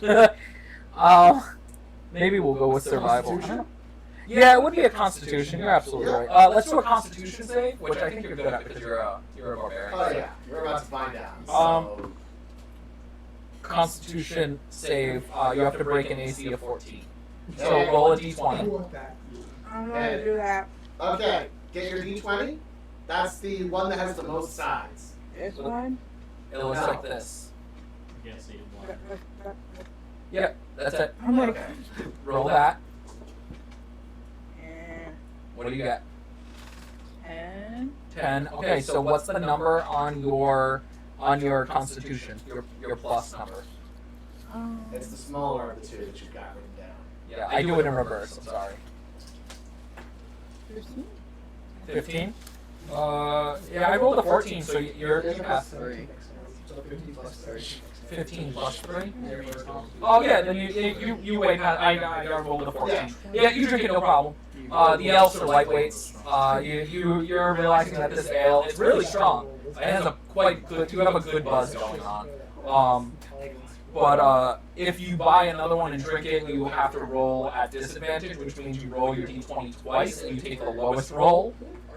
You basically have something to help with the headache of having to deal with your fellows. Yeah, but you could head out now and just catch the train. It's going to show up to the station like any minute. You good? That's where you're going to head? Yeah. All right. You head to the train, and the train is going to come by the Silverwood any minute and pick you up. Now we go over to Bronson. Good heavens! Do you remember where we said you were starting? The idea was, You have the no- I'm you're going the to nomad, explain. right? Yes. Yeah. Well, I got saged because statistical reasons, but I forgot the exact reasoning. The Great Plains, right? Yes. Yeah, I the was Great in the Plains. Great Plains, The grazing lands, right? Yeah. No, sacred site. the sacred sites. Yeah, sacred sites. That was where I was with my master, taking care of all the facilities I need to deal Is it with. glowing? I think it got turned off. Oh. Oh, now it's on. Oh, there we go. Yeah, it like auto detects the thing sometimes. There you go. It's okay. You just go ahead. It's just being cursed. Okay, as I was what? Hey, put the phone away. Put the phones down. Just meme it. It's D&D, not phone calls. It's not mics and memes. We're not at the school where it's 25 and 5. Yeah, alright, so come on. Anyway, as I was saying, It's Bronson's turn. Come on, guys. Bronson B. Boiler Tap is the name, and Go on, taking tap. Boiler Tap. Oh, boiler tap. He wrote top instead of tab. That's supposed to be an A. It's fine, it's fine. Ah! We know it. Yeah, Boiler anyway. tap. I was there with my companions, good old Arthur Seepin stuff, and Hector Heatonsid. And he was some of the head butlers of my master who built us off in his tower in that glorious sacred sites in the Great Plains. And then one day he vanished. We don't know where he went, and for some reason the entire tower was torn apart. When I came to, everyone else was in pieces. Even I was, but at least I was able to pull myself back together and pick up what I could from them. Now I need to figure out where they went, where my master went, and what happened. And I think the first step is going to be finding civilization. All right. So, you walk out of the tower. I assume you're still in the tower in the sacred. I wasn't right? sure if it was going to be like a day later and he's like on the road with a bag of stuff. It's up to you. How do you want to? I handle feel it? like it'll be easier if he's already wheeling around on the road trying to figure out where he's going. He's let's basically just roll blindly a- going down a road. 16 and an encounter thing. So let's do 16 and see what you get. I'm gonna go with. Let's do Halo music there for a second. So I'm finishing the fight. You go by a group of wandering gnomes. There's a lot of gnomes in this already. You know what? We're gonna change it. There's 2 gnomes, a dragonborn, and a merfolk guy. This sounds like a bad D&D joke. Yeah. 2 gnomes. They're like sitting on the shoulders though of like this dragonborn. This dragonborn is a red scaled dragonborn. They're just kind of wondering, and they're like, "Oh, warforged." And like the two gnomes like stand up on the dragonborn shoulders, and they're just like, "Are you ready to go?" And like the merfolk guy is like, "Calm down. We apologize. They have been itching for a fight since we fought that owl bear. Oh, good. Where do you come from? We haven't seen a warforged in almost 10 years, especially in these parts. The priests, not the free states, the nomadic tribes don't really take in your kind." Well, that much is obvious. So my creator ended up building his home in this location, and then he disappeared. I'm trying to figure out where he went. So I'm kind of lost. Do you know which way it is that I could get to civilization where I can stop myself? This isn't a weird question. It's not a robbery. How much gold do you have? Do you have any gold? Do you have ideas of money? Yes? Oh, did I get them all mixed up? Did I mix up all my... Right. I've got 8 shillings here. Oh, okay. So I'm not sure what a shilling is, but we use gold in Vilazia. Yes, yeah. It's made of... Yes. It's made of gold. It's Okay. 8 pieces of round circular discs of gold. Yes. Oh, okay. You're gonna want to work on your phrasing. I think you could take a speech class at the SVU at SVU. Yeah, the Special Victims Unit. Yes. I feel like I'm the one being victimized. That's not this. What was it? Sorry, I have the ASV. Yes. Sorry, I'm like Roll to the DMV. Oh no, that's really the DMV with the PNT and the SMP. An HDTV to Yeah, boot. with an HDMI. Now we're just turning into that Auntie Donna sketch. Yeah. So he's just like, so you know what money is, right? Yes, I do. Oh, okay. I'm like, What's wrong with the my manner of speaking? This is how my master taught me. Was your master 100 years old? Because people haven't spoken like that for like 100 years. I mean, there's William Beardshaker, but that guy's a fucking schlocky. He's just kind of paused for a second. Like The guy wrote a play about a 13-year-old elf who fell in love with like this 14-year-old. It's symbolic, son. It's symbolic. Like the 17-year-old dwarf, and it didn't go over very well. You don't understand my vision. I think my master had that one written down somewhere. Yeah, I mean, it was very popular. They still teach it at school. I don't actually know his age. His manner of speaking, very well spoken dwarf, especially for a dwarf, and then the other dwarf now going, yeah, he speaks like a pansy! Again, the merfolk, very crude adventuring party. So, Don't worry. they, I am still coming to terms with things. I will warn you, as a warforged, people are going to think suspicious of you. They will judge you by your appearance, colorful as you may be. Can I break him down from parts? There You can are, try. You haven't met yet. There are going to be people out in this world that are going to try and abuse you as a Warforged. As not too long ago, Warforged, as again, I haven't seen Warforged in plenty of years now. They have pretty much been decommissioned. There was an entire time in Vilazian past where Warforged were everywhere. Super helpful, great units, but people started thinking that they were going to take jobs and take away the human aspect of everything. So they haven't really been around. So just be warned that there are people who are going to abuse you and take advantage of your good nature. I will keep that in mind. Thank you for the assistance there. He hands you a little pouch. And inside, he's like, it's just some stuff we found on our last dungeon crawl. Not really important to us. We were actually just gonna sell it for a couple pieces of gold.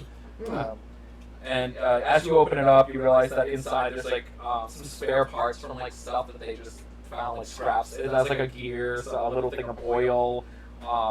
It's stuff that they would normally use to build weapons or throw at their enemy a grease Might bomb. be able to use this to put back together, Hector. So they. It's just a little tinkerer set. It has a little bunch of stuff. They were like, well, we're trying to be good adventurers. We're trying to be a party of good doers and bringers of justice to the world. And the gnome on the shoulder is like, and battle! Glorious battle! And he the other one is you can tell a little tipsy. He's like, we beat a dragon. It was a kobold. It was not a dragon. It was a kobold. Teller of He falls off the dragon. Well, no, he's a gnome. So what a kobold is a little mini dragon. I was gonna say he falls off the guy's shoulder. Yeah, he tumbles off the thing, and the dragon more juggles him back up and holds him in his arm like his little baby, holding just one hand though.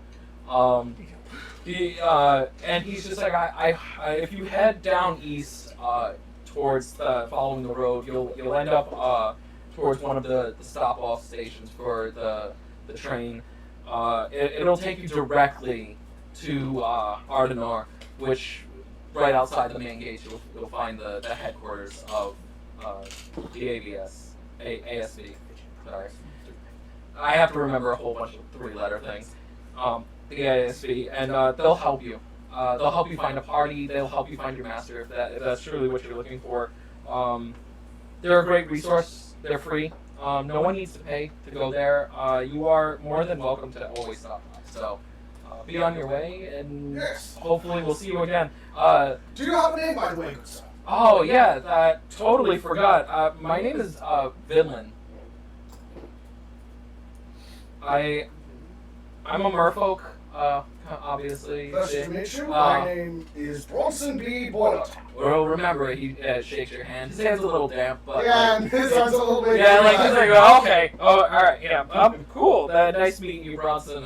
We'll hopefully see each other again. We're always traveling to different places, so hopefully we'll see Good each to other. know. All right. Take care, everyone. And you head off. They head off. the Wheeling opposite away. direction. Yeah, they're heading back to the other place. I don't Yeah. know in the luggage area. Yeah. So you get to the railway system.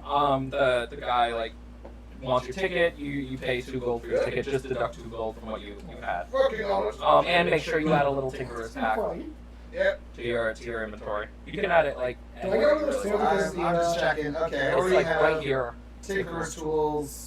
Oh, never mind. So I'm just gonna do If you X2. I have 2 on here now. Yeah. You have 2 tinkerer's tools. I know. I Oh, thought two I just got X2. that stuff I was actually put onto my bike. And Oh yeah, but your bike's so disrepair that the tinkerer's tools aren't going to help it anyway. yeah, that's gonna take a lot more than Tinker's Tools. You need a sorcerer or a wizard to really help you get the magic back in that bike. Because remember, it all runs on magic tech. You need magic to be. Yell at my bike with inspiration. Thankfully, I might be of assistance, but I've got to figure out some things first. Yeah.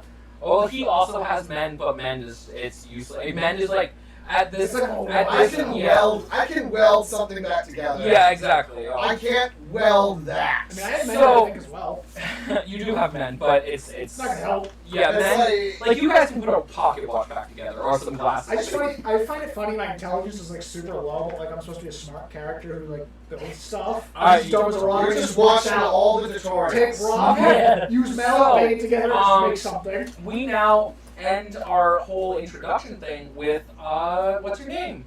Stuart. Scoobert. Why are you at ASB before we give a description of what ASB is and I don't remember why we had you at ASB. you were looking for a group of people who will just help you break, like, quote unquote, break you out of your shell. Ha ha ha, because you're a big tough bug man.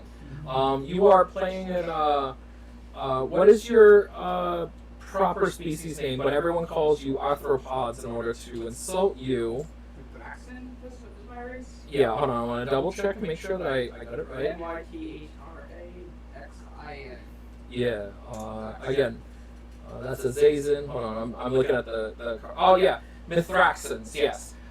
You guys, your species is a Mithraxin, so anytime someone calls you an Arthro, you should respond with, I'm a Mithraxin. Because, just an insight to this world, you, Mithraxins, Arthropods, Chitonish, you guys are looked down upon. You're like bugs, and people don't think very highly of you. They won't let you into certain cities. You're not allowed to like be seen with certain people. The kingdom, the Great Hall of Khazad-dûm of the dwarfs, Wait, called what? Mithraxins. No, but called what? If called an Arthro or an Arthropod or something like that, you should be able to respond with that you're So what's your class? Warlock. You're a warlock. Okay. So you are this big, tough. You have a Kabuto beetle top to your head. You're big and brown. You have like a black spot on your back. Ha ha ha. Because you're Scoobert. You're really intelligent. You love animals. And you're at the ASB in order to find an adventuring party to help you discover the world and be more open to the world of Vilazia and hopefully bring a good name to your people. You are currently sitting at, let me double check, you are currently sitting at the main Grand Hall near Ardun, outside of the city of Ardun.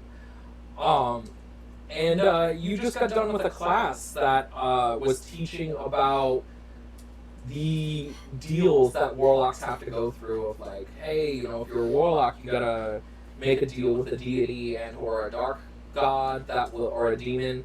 Do you know what demon you are loyal to? Or was it a devil? Pyranus, I believe. Pyranus? Pyranus, yeah, Pyranus, yes. Pyranus. The Lord of Flame. A devil. They don't have to stare at Pyranus. I'm going. Pyranus, yeah. A devil, prince of fire, temptation, and infernal magic. Feared for his mastery of dark sorcery. Huh? We have another one. More of these. Yeah. Wait, but we don't want to reword this. So Oh yeah, where you in a few sessions you guys will have new ones and you'll be able to do it all in pencil, so you can always write and erase and yeah.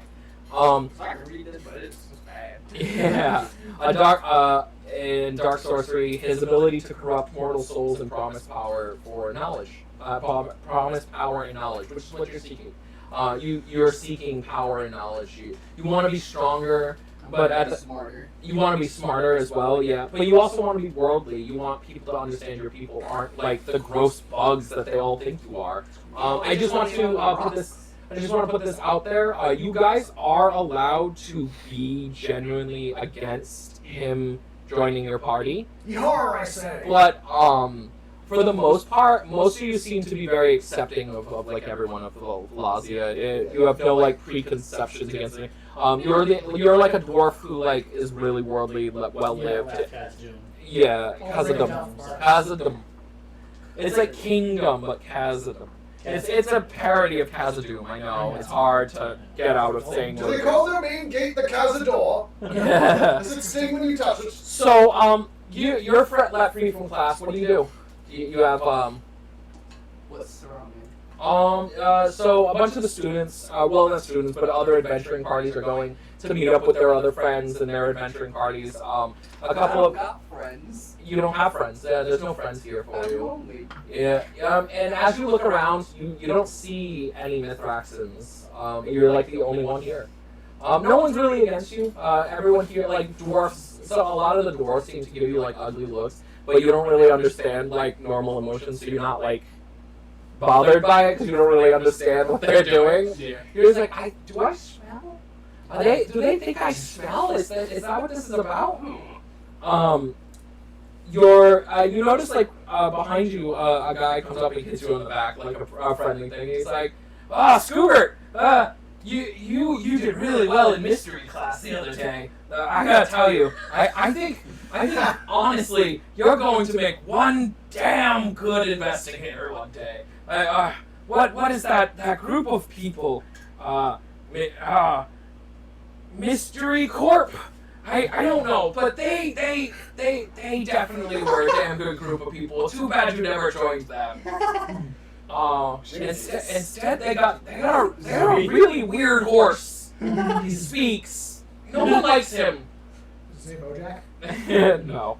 But It's like, obviously the scrapper. yeah.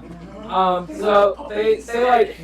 It's just a puppy of a He horse. yeah, he used to yell like this weird thing where he's just like, horsey power, and like he would just piss on shit. It was weird. No one liked him. He has no charisma whatsoever. Unlike you, you're very nice, and I'm very glad to have a Mithraxan here. I really hope things get better for you. Know that I'm always on your side. The king always says, a good people always show their front. Don't know what he's talking about, but he gives a damn good speech. All right, I'm gonna go. One bard. I'm gonna go to the DJ advisor. I gotta take a shit that'll choke a horse. And he like walks away like waddling. Horsey power indeed. As you know that the train is coming by, and you like to people watch, so you make your way outside. You have your lunch with you, and so you notice the train, and so I need everyone to roll. This is going to be an initiative roll, but it's not going to be like a battle initiative. No. I did it. Everyone roll a d20. I'm gonna roll a D100. No, d20, please. I also roll. Yeah, no, you don't roll. You're sitting down. I got a 17. Okay, so we got a 17. I got a cough. I would say Yeah, go around respect the cock. 16. 16. So you got a 17. You got a 16. 13. 13. I got an 8. What did you get?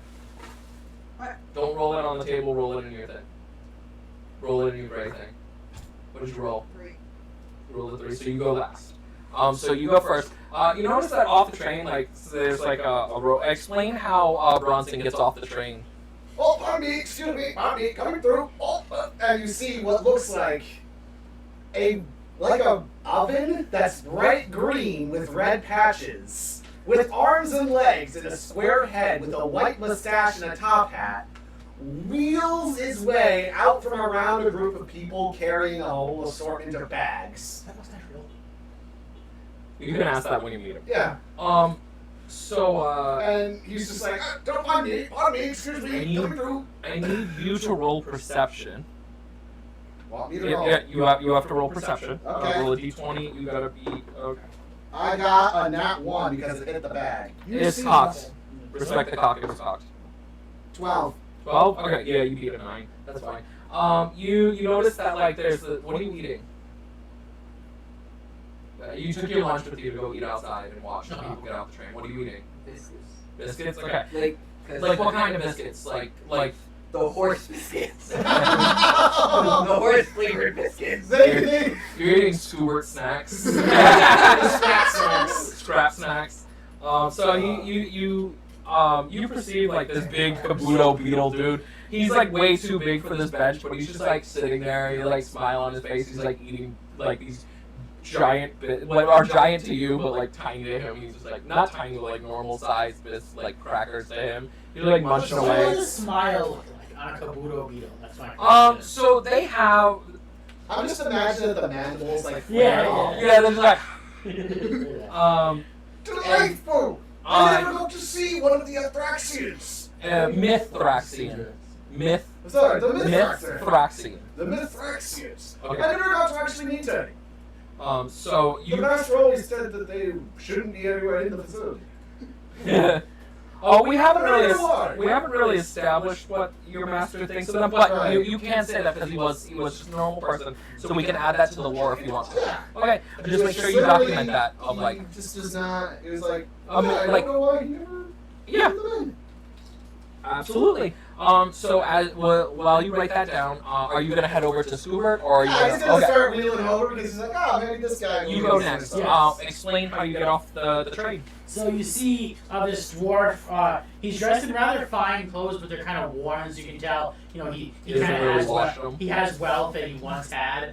He once bought these clothes, but he's not quite that rich anymore. He has his beard out. He kind of just climbs off the train. He seems a little bit rattled that he was on this rough train ride. And he's kind of a little He bit- bought like the poorest ticket. Yeah. Yeah, looks like he would do dishes. And he kind of like climbs up, and he's clearly not fully used to like roughing it anymore. Like in this so normally you get the impression of a man who was once wealthy but is not, and is not quite happy. with it. You need to roll a perception. Me. Yep. Perception is wisdom. So it's flat. Okay, yeah, that's fine. 2. Let's I know it's bullshit.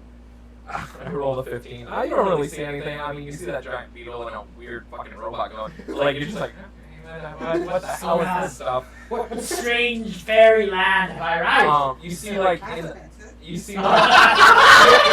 you haven't even met her yet. Like, she's last off the train. Yeah. But like, you hear him say that, so you can bring that up when it's your turn. He like, I mean, yeah. Where are you gonna like head to like just a random courtyard or like what are you gonna do? So I don't see it because I'm like I just Well, you see see them, but like you're not really paying attention. You're not. You're still of that high society mind where you're like looking and you're like, oh fucking, it's just fucking peasants. Yeah. Wow. It smells like cheese here, but you don't realize that's coming from you. So I'm going to look for the cheese. I mean, you can just like shifting through your coat, like. Do I have cheese? Do you want to do that? Yes. Okay, so you're like shifting through your coat, looking around, like kind of confused. Gromit, where's the cheese? Do you notice him like off the train? Just like this weird dwarf, just like he's like kind of dirty and scruffy, and he looks flustered, and he's like smelling the air, and he's like looking for like on the ground through his coat, on like shaking his bags that he has. Is that Shakespeare? Sitting here. No, beard shaker. Beard shaker. Beard shaker. Sorry. Beard shaker. William Beard Shaker. You know him. Have I seen the board? The board, what? Because wasn't he on the board? Well, there is a thing on the board, but it constantly keeps getting taken down. But it's mostly people bitching about how like his last play was so bad and so hard. They want their money back. So you know who he is because he's a famous writer. 2 out of 10. So it was not that great. Yeah, I want my money back. If you saw Stephen King, you would know who he is. Yeah, being there, like you're like, oh, I know who that is. Like I've taken my literacy class. I know who he is. Because again, you're trying to be more worldly and knowledgeable. You know who he is. You're good at piecing things together again. You're really good at solving puzzles and mysteries. So you know who he is. He's just confused because he should be wearing like fine clothing, but now he's a little dirty and weird. So from him, what did you roll? Oh, 13. Okay, so you actually do go next. Explain how you get off the thing and try to get your I was thing down. sleeping because I was a pirate, kind of used to rough. Okay, yeah. So what do they call the people on the train? Oh my God. Doctor. Not the, wait, are they conductors? Just conductors? It's Yes. just- Staff. Yeah. One of the staff members of that train comes over and like shakes you and he's like, "Hey, I think this is your stop. This is the last stop. Like, kind of getting. We're gonna like refuel the train and everything. So like everyone's gotta get off. Your sky cycle is actually already taken down. We had the giant take it down for Thank you, appreciate it. and you notice like right near your window, it's just like slam onto the ground, and the giant's just like the giant's just like, sorry, your next ticket's on me. He doesn't have any money. What's your name? It's Bastion No Beard. Oh, okay. You know what? We'll give you, and he like lifts out this thing, like, and then he hands it to you, and it's like one free ticket from the for the VMR, which is the main train thing. And he's like, hopefully that thing can be repaired. I appreciate See you it. on your It's in next. rough shape, I Yeah, you can noticed. add that to your inventory that you got like a free ride. It's not a good ticket. It's just like one of the lowest that they can give you, but It's a quick thing. it's a quick. It's a good quick travel. Yeah. This guy feels bad because he just like instead of like picking it up, put it on the ground. This guy just like kind of pushed it off the top, and it just smashed on the ground. Why don't you roll a d20 real quick? It's gonna be perception. What, do I see anything? We're gonna do you a second. He's just gonna. I need him Scuba to. I need Scuba to roll. I got a 5. I get an 18. You notice giant bang, but nothing more to you. Alright, can I roll? I mean you can if you want to. That's an 11. Well, Yeah, I guess it hit this. It's instead, gotta so, be an 18. So like it hit the bag again. yeah, so. go ahead. It's cocked. I got a 13. What's your wisdom? Give me a second. I closed everything up. My wisdom is a +4. So you had what? 14? Yep. 14? You just beat it. It's 18. You notice that like a giant on top of the train just like pushes a sky cycle off, like disregarding like what this thing is. Like how valuable a sky cycle is. He just like disregards it as a bicycle and pushes it off the roof and smashes onto the ground so hard that he Why loses would it. you do that? Sorry, he says, and then he like kind of like ducks by. I'll give you a free ticket. He says down to the below, and you notice that he's talking to a Sally Goblin with like one busted wing and a regular wing. He and a turns regular around wing. looking at Scoob and is just like holding up a finger for a second and then rolling over this direction because he's like, Scoober has like a biscuit in his mouth. Like, and he's just like, waiting looking at like me? No one talks to me. He's a kindred spirit. We both have our hall stuff on the outside. So you have to roll a perception check as well as a wisdom. You have to beat a 15. That's really high. So I'm gonna lower it to an 8 just because like. I rolled 12 and I'm +2. So He's it's not like- hiding okay, himself, good, but he's good, very that's fine. obvious. He's like, You notice Scoobert sitting. You don't know who he is yet, but you notice giant Kabuto beetle. He's just eating biscuits, and then a robot is like wheeling over to him, rushing to him to talk to him. You notice a Mithraxian, or if you want to, a arthropoid. Sorry. I look at the robot and go, But he's like way past you. He's like going up to Scoobert. Like Scoobert's in the middle of the courtyard. So like the train is here, and then in front of you is like this like rail walkway for everyone to get off, and then it leads into the courtyard of the VSU. VSU. repositioning I everything. take a mental note of the robot. ASV. The ASV. You take after the robot. You go I take a after. mental note with the robot. Okay. I go up to these two and I'm like, what's that bag of parts doing over here? So he's still looking for cheese. You get off the train. Merfolk, deep Merfolk. I say to Vito, what's this bag of parts Roll doing a over here? perception check, which is wisdom. God damn, you all your rolls have been fucking the worst one that you have to do. I got 10. Yeah, I was gonna. Oh, you had to beat it too. So woo. Yeah, you totally did it. You notice that like this robot's going off this Sally Goblin who has like one like robotic wing and one organic wing is like running through the crowd chasing a robot while the robot's trying to get to this beetle and this beetle's just like eating biscuits. I don't know what's going on. So what are you gonna do? Well, I step off the train, Yep. and I guess I approach. That was like an interesting group of people. I approach the Komodo beetle. The Komodo We beetle. knew Okay. each other, didn't we? Huh? Didn't we know each other at one point? Because we were pirates? I mean, you can't. Oh, no, he's never been a pirate. He was just on Bloodfang's ship for one. You like, might have seen, like, might have on seen ship him. once. Might have heard of it. Yeah, you might have heard of him, but he's not. He doesn't agree with the pirate lifestyle. Because I was a sky pirate. You were a sky pirate. He was an actual sea At the pirate. very Yeah. like, there might have been We one might have, like- meeting. Yeah. where you saw just this Yeah, guy maybe Captain there. Skyblade met with Bloodfang at one. It was Bloodfang, right? Yeah, Captain Bloodfang at one point. It's possible. But it's a possibility. But we'll roll for history stuff later. So you're gonna head over there. So now it's your turn. What is your name again? Amara. I'm gonna keep forgetting. I know. I'm gonna. His name is Fish Sticks, for fuck's sake. His name is Scoobert. His name is William Beard. I can't remember Amara. What's mine? I don't remember your name. Bastion no beard. Bastion no beard. See. Okay. I mean, I only remember his because when he told me, I noticed that his robot had a glove on, and I'm like, it's Charles Bronson but a robot. He's Death Wish but a robot. This is gonna be fantastic.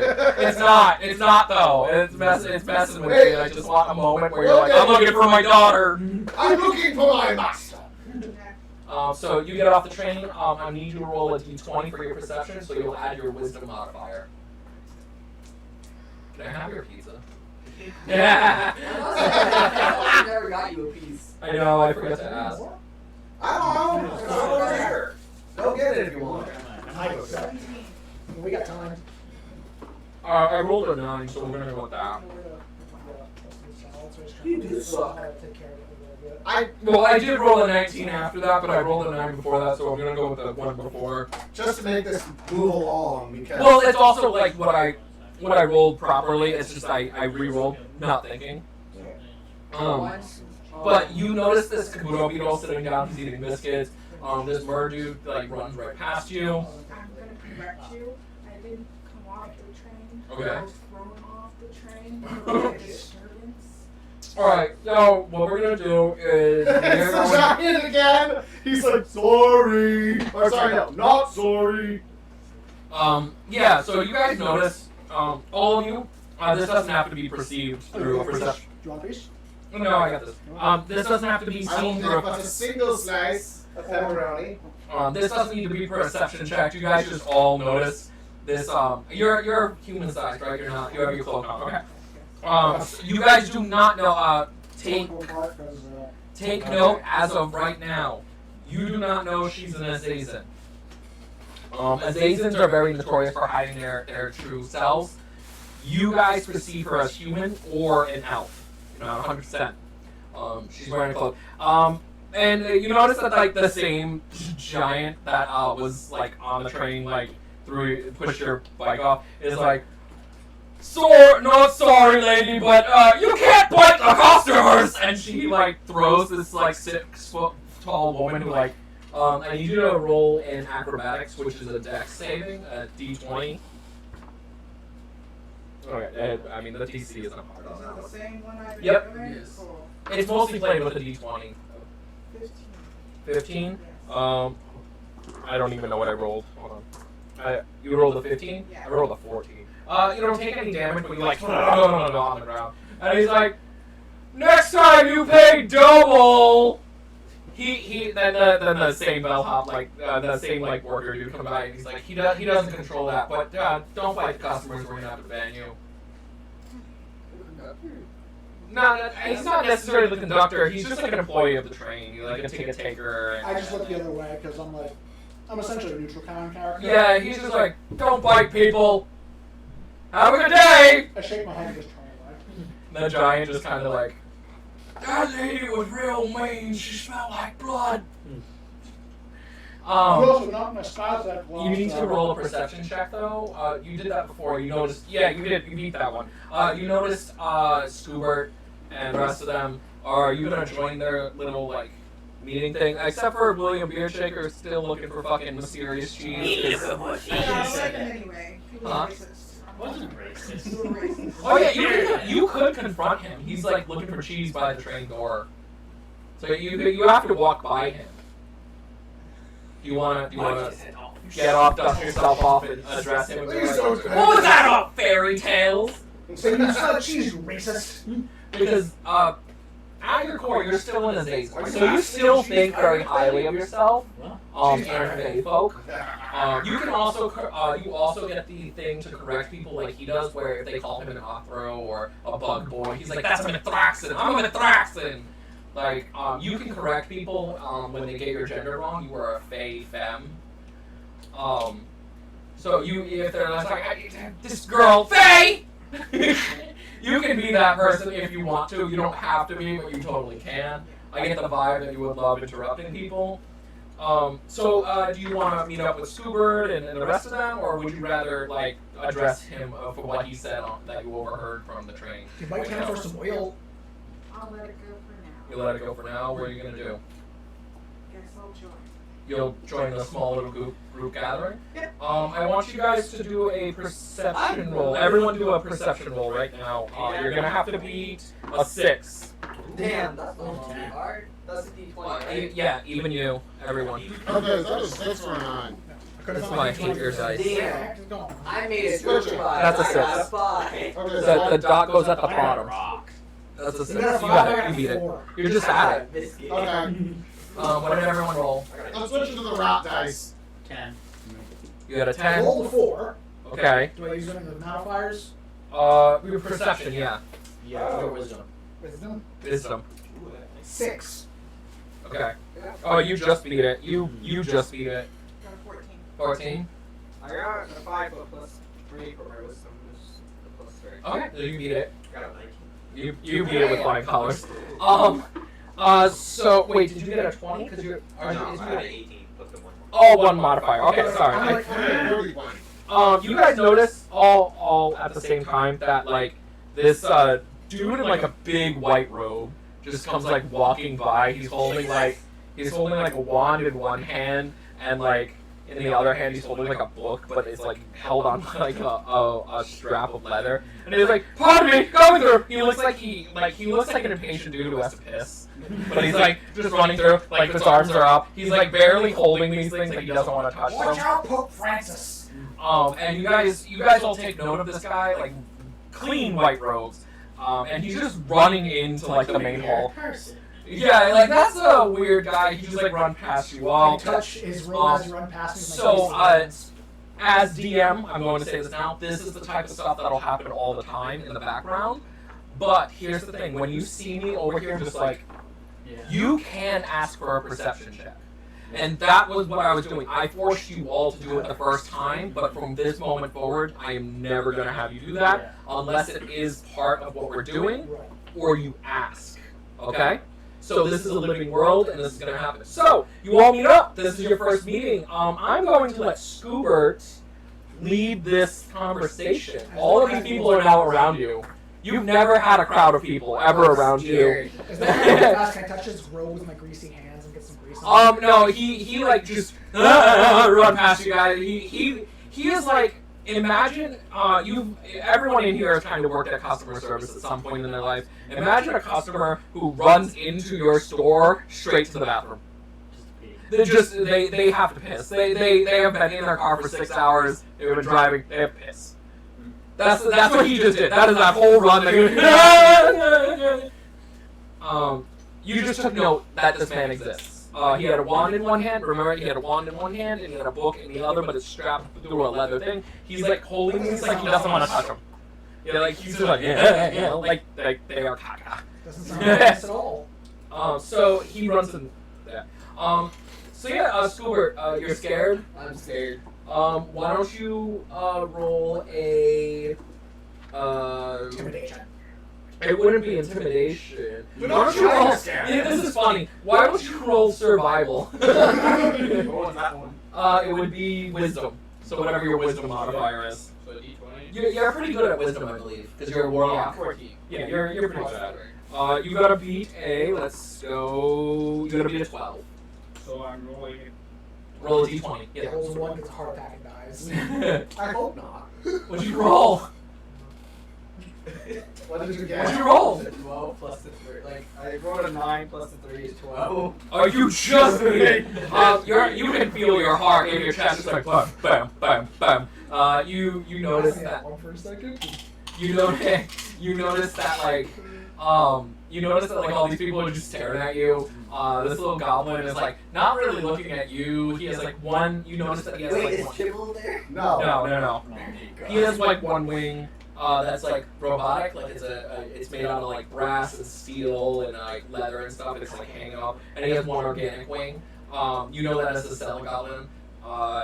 And he's looking up at the robot. He's just like admiring like it's like I use design. my Yeah, he's like you looking at him. He does not care at the moment. Let's roll all but you roll initiative to see who talks to first, real quick. I got a 17. You got a nat 20. You All right. talk first. Okay. One.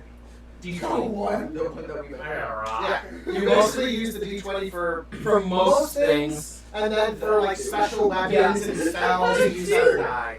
It's okay, Brayden got a 1. Yeah. I mean, So you Okay. were in before him. So prepare. nope. You go first, followed abruptly by you. Okay. So I'm like ejected. It's like critical success and critical failure go at the same time. Oh, no. Yeah. Dang. Let's So I wanted that. You get to introduce yourself to Scoobert. He looks scared. You can very much tell that he's terrified. He's like never seen this many amount of people surrounding him. He's got a robot, a fish man. He's kind of like choking a little bit on his biscuits. He's like, I mean, he's probably seen plenty of dwarves who sneered at him. But... yeah, he has no idea what that means. He'll probably have to ask him, but he has like no idea what that means. And then just a perfectly normal woman. Or Alf. Or Alf. that's- We're not. She has like a hood on, so you can't see her ears. Yeah. A human. I mean, he probably wouldn't know either. Can I add Yeah. something to my character? Just a little. It's not really going to affect any gameplay. It's my monocle. I can like press a button and it makes it dark. Oh, it's yeah, I it's figured. It's a. It looks like an eye patch when it's Yeah. dark. Oh yeah, absolutely. So it's an Alright, so combo. you have high charisma anyway, so this works as well. You notice that he's like having like kind of a panic attack. What do you do? I try to comfort. You try to comfort him. Yeah. Hey. You're such a nice person. The funny thing is that you have animal handling, and it could be argued that bugs are close to animals. I have So, animal care. You do as well, yes. I take care of the fish. So how do you Yeah, you get a natural 20, so you get to control this situation. How do you comfort him? Me and Lucky just approach this group of people who see this giant bug man who's apparently afraid. We go, hey, buddy. Yeah, he's having a panic attack. He's not having a good day. But are you okay? And like Lucky would like slowly put one tentacle on his arm. You good? You seem a little frightened. I really am, man. I'm just scared. There's so many people. So next is William Beardshaker. You kind of like abruptly interrupt. I smell like cheese. Yeah. You You know have a that nat- I once wrote a play about the discrimination insect, what's it called, the Thraxin? Yeah. The Thraxin face in society. It was one of my finest plays, and it won many awards, and it really shows that I do care about your kind. That was so bad. I wanted my money back. I think the master used that as kindling once. It premiered at Fey Dance Festival. You kind of know that like he's kind of jerking himself around. He kind of like, yeah, no, this play was good. It won so many awards, and everyone knows that like that was the start of like his flops. Yeah, like everyone knows that like he meant well with the play, but it was like he kind of kept. too preachy. Yeah, he kind of like overdid the whole like defending people's rights thing as a person. Yeah, as a person who has no right talking about other races. He like doesn't understand what was It's like discriminatory. Spielberg in The Color Purple. Was like, Yeah. yeah. Where it's just like, oh, he kind of gets it because he's Jewish, but like at the end of the day, he doesn't understand what we went through. Yeah, He I love the faces you're making this whole time because of this kind of weird ass conversation. Yeah, my it character works like, so didn't bad. get like what they really he kind of just tried to make it. Yeah, but he had good intentions, but it was never like it was perceived poorly. Yeah, it Like was Hollywood bad. movies. You guys are being so nice. It was shitty. She interrupts and says, "Yeah, it was a shit play." I've seen it before. Yeah, you've never seen it. You have fucking pirates and shit. Like you've never seen it, but even You you know also that had he's the right lying. one, but again, he used it as kindling after a little while. I don't really I'm glad my understand. plays are used to good effect. Just kind of like any validation here is good. You rolled a nat one, so like you're really like, I'm an ally. I don't kill spiders. I put them outside. Like you just try everything. Like I have a black friend. The vibes coming off you, and no one's buying it, but like you think everyone's buying it. Yes, I'm a champion of insect rights. Honestly, I was just I was just surprised because I never actually seen him actually in person. The master would never allow them into the tower. Just to be like fair, you think you wrote Hamilton, but you actually told the real history of Hamilton. It was like, oh fuck. What was his name again? The Room. Tommy Wiseau. Oh no, it wasn't that bad. It wasn't that I'm at bad. least a confident playwright. We've established now. Yeah. In the past, I've written like. You're more like a director Pras's Prime. That fell off. Yeah, rest of interactions. Who wants to go next? I rolled a 17, but I don't know what else. Alright, you want to go? He's afraid. You can take the mic closer to you. He's a bug. He's a scared bug. I'm scared. I can smell your fear. Yeah. That's good heavens. I need you to roll. I need you to roll intimidation. Oh no. Yes. Yeah. Again, most of the interactions are always going to be d20s, so you never have to always keep that die separate. This is what I always have a different color die, but you guys can't do that. I mean, we could just trade. You could. That would be so cursed. You have to be at a 5. What was it? 1. A 1. He's not terrified at all. You said when you were trying to whisper and be a badass, you're like, I can smell your fear. You kind of just like stumble through your words though. You're kind of, I can smell your fear. I was also drunk, so. Yeah, I know. And so you can smell the alcohol on this lady's breath, and you're just like, that's cool. It wasn't alcohol, it was buttercup milk. Okay? Alcohol for fake people. Okay? And you can smell this sweetness thing on her breath, and you're just like, oh, okay, she's weird. Like, how do you respond to this? Like, because it was such a failure that like she was trying to be like scary, and I'm just so confused. she looked like a dork. Okay. Yeah. Like pat her on the head. Oh, It's like the complete opposite, where he's just like, congratulations. It's actually helped him to feel a little more good. I'm going to say, let's do this real quick. Since you're a barbarian and you're always trying to back badass, I want you to mark in your notebook that you failed. Like you got a nat 1 on your intimidation, so put intimidation -1. We're gonna have a stress meter thing for you. If you fail too many intimidations, you revert back to your Azazel form on like forced. In your notebook. In your notebook. Yeah, not on the book. Yeah, just in your notebook. Because you're like touching the paper. No, I was trying to correct. I was trying to correct myself and make sure I had the right. Sorry. Just write that you failed intimidation. Is this gonna be like a 3 strikes and you're out kind of thing? I'm thinking more of like, because she's a barbarian. Yeah, it's something along that line of like a stress thing of like after like too many critical, like three or 4 critical failures, she's forcibly pushed back into Azazel form where. It's an anxiety attack. Yeah, it's like an anxiety attack of like, I'm not scary. Does that don't It's like real life. yeah, it's like self-doubt being intruded on your life. Does it reset after going back to human? She can only it takes a long rest to turn to a human, but they can keep it all day. It's not a concentration So spell. reset It's the buff. oh yeah, it resets after a long rest. All right, so you handle that. Bronson, it's actually your turn. How do you handle this? Well, I have. His It's head actually completely fitting. turns around and looks right at you as you're looking at him. So can I help? I have a name. Yes, spare pots. Dear good heavens. Anyway, nice to meet you, Mithraction. I am Bronson B. Boiler I Tap. take my hammer and go bing, bing, bing. Stop.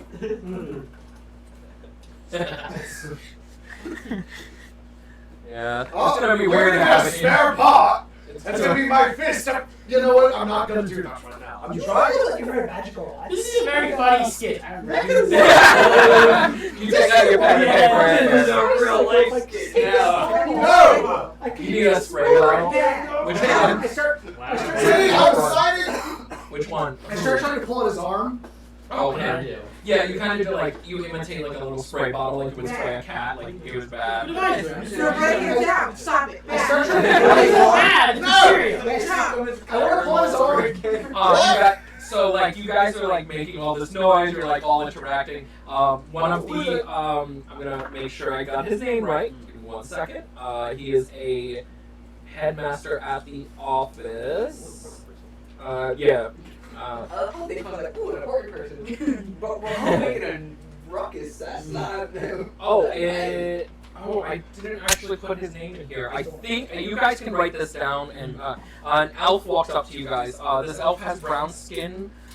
He has like a really strong jawline. Kind of looks like Bruce Campbell. If you're, well, no, he looks like Bruce Campbell if you had like an elf face, but he has that still. Same thing. Yeah, he has that same jaw. He has the same Just jaw. no ears. He has like pointy ears. He has very tan skin. It looks like he spends all day sitting on the beach. And he looks at you and he's like, "Oh, hey! We have new people here. Welcome to ASV. I can tell you're all new, except for Scoobert over here. He's a great student. I can tell you're all new because as you've noticed, the courtyard is empty. You are making a lot of goddamn noise. There are Scoobert, I know. He like raises his head. Scoobert, I know. You always people watch and eat your biscuits out here. It's fine. He's like, I was trying to say hello, and then all this happened. I'm terribly sorry. I'm hurt. All the world's a stage. He accepts your apology. He's like, I just want you to know, I happen to be Arthur A. Everton. That is effort, like the thing you put time into to get better at something. Everton. Got it? Cool. I am one of the Council of Elders here at ASV. I want you all to know you are welcome to take classes, go on adventures. We will even hook you up with a group. But I think, if I say, you all make a fine group. And Scoobert here. Scoobert, buddy, you need to go on an adventure. No. Your room is starting to smell. No. His dung balls everywhere. You don't need to get it like that. You smell. I love you, Scoobert, but your room smells like the wrong end of a hamster. Now, can you please define exactly what the smell is? Is it a sort of rotting smell? Or I know you. Shut up. I swear to God, if you say another word to me, and you don't address me as your upper, I will bitch slap you. Because I swear to God, Boogaloo, was it Electric Boogaloo? Arcana Boogaloo, sir. Arcana Boogaloo, whatever. That's the one that he enjoyed. I swear to the almighty Belux that I will slap you with the fury of 1,000 wizards. I don't need my money back, but I will slap the shit out of you. I will have you know. I will have you. He goes to raise his hand, and you see sparks go from his fingers. This man is straight up serious. He will thunder wave the shit out of you. I start moving away. Yes, sir. Yes, good. You see, name, it's alright. Amara. I will get it after one thing. Amara is sitting over here like she's like anticipating like a great fucking smack. Do it.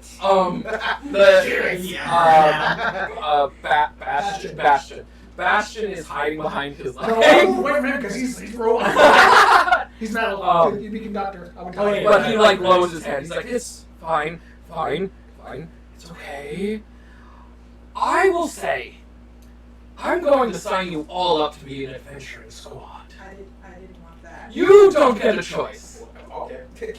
My biscuits. You can have your biscuits. And he pulls it, goes through his robe, and he brings out another thing of biscuits and just hands it to you. Was he a dog? He said biscuits. Scoobert is great. These are his Scoobert snacks. Is he going to solve mysteries? He is great at mystery class. So he like pulls out the paperwork. Not a mystery. How can I write a mystery play? He pulls out this paperwork and like without you guys telling his name, he like shh. he like gets all of your names correct too. And yeah, he like turns it around, and you guys all notice like a wristwatch appears on your arm. This is it has like Arcanum signals on it all over the sides, and on the front is this little thing. He says, "Welcome to the ASV, the Adventuring Society of Vilazia." And How do I get this off? fun thing, you can't.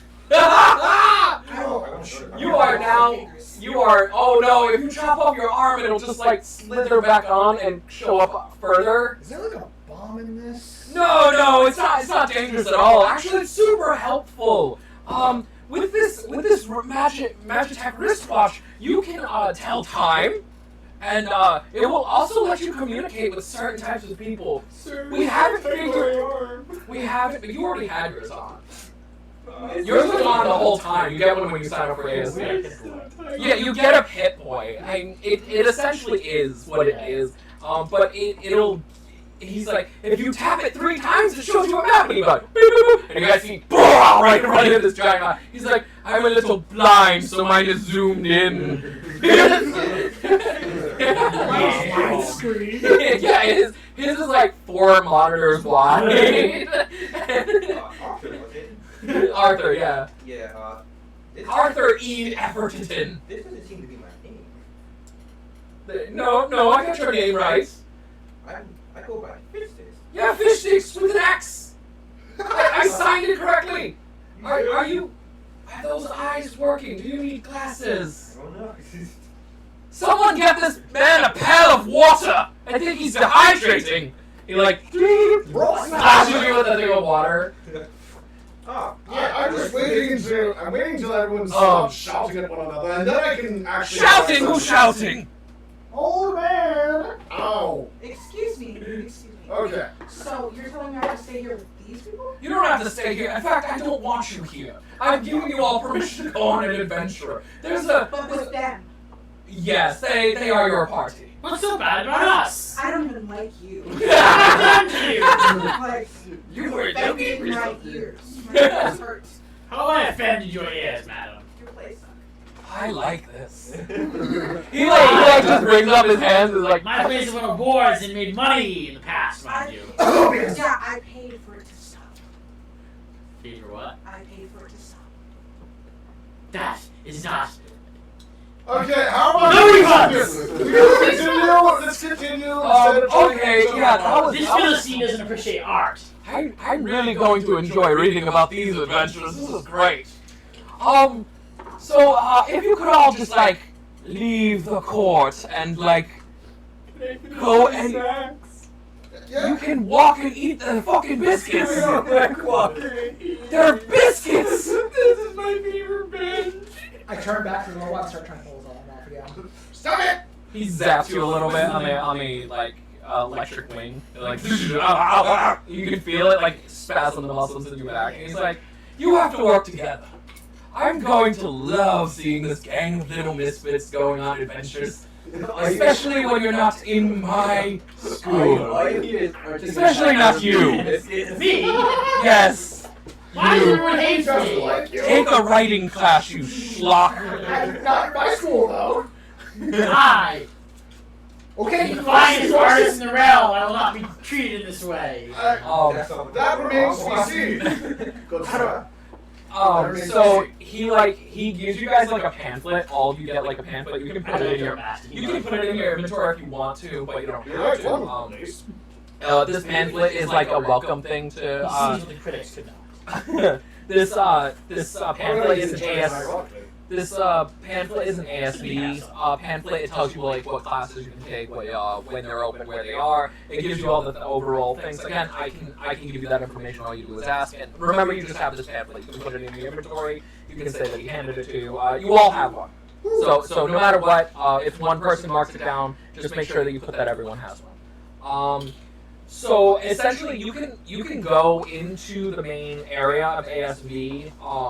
Arthur's just kind of staring at you all with like his cold, dead eyes. He's not saying anything anymore. If you didn't know this man was talking to you, you'd think this is a fucking statue. He's weird, untamed. He's loud, obnoxious.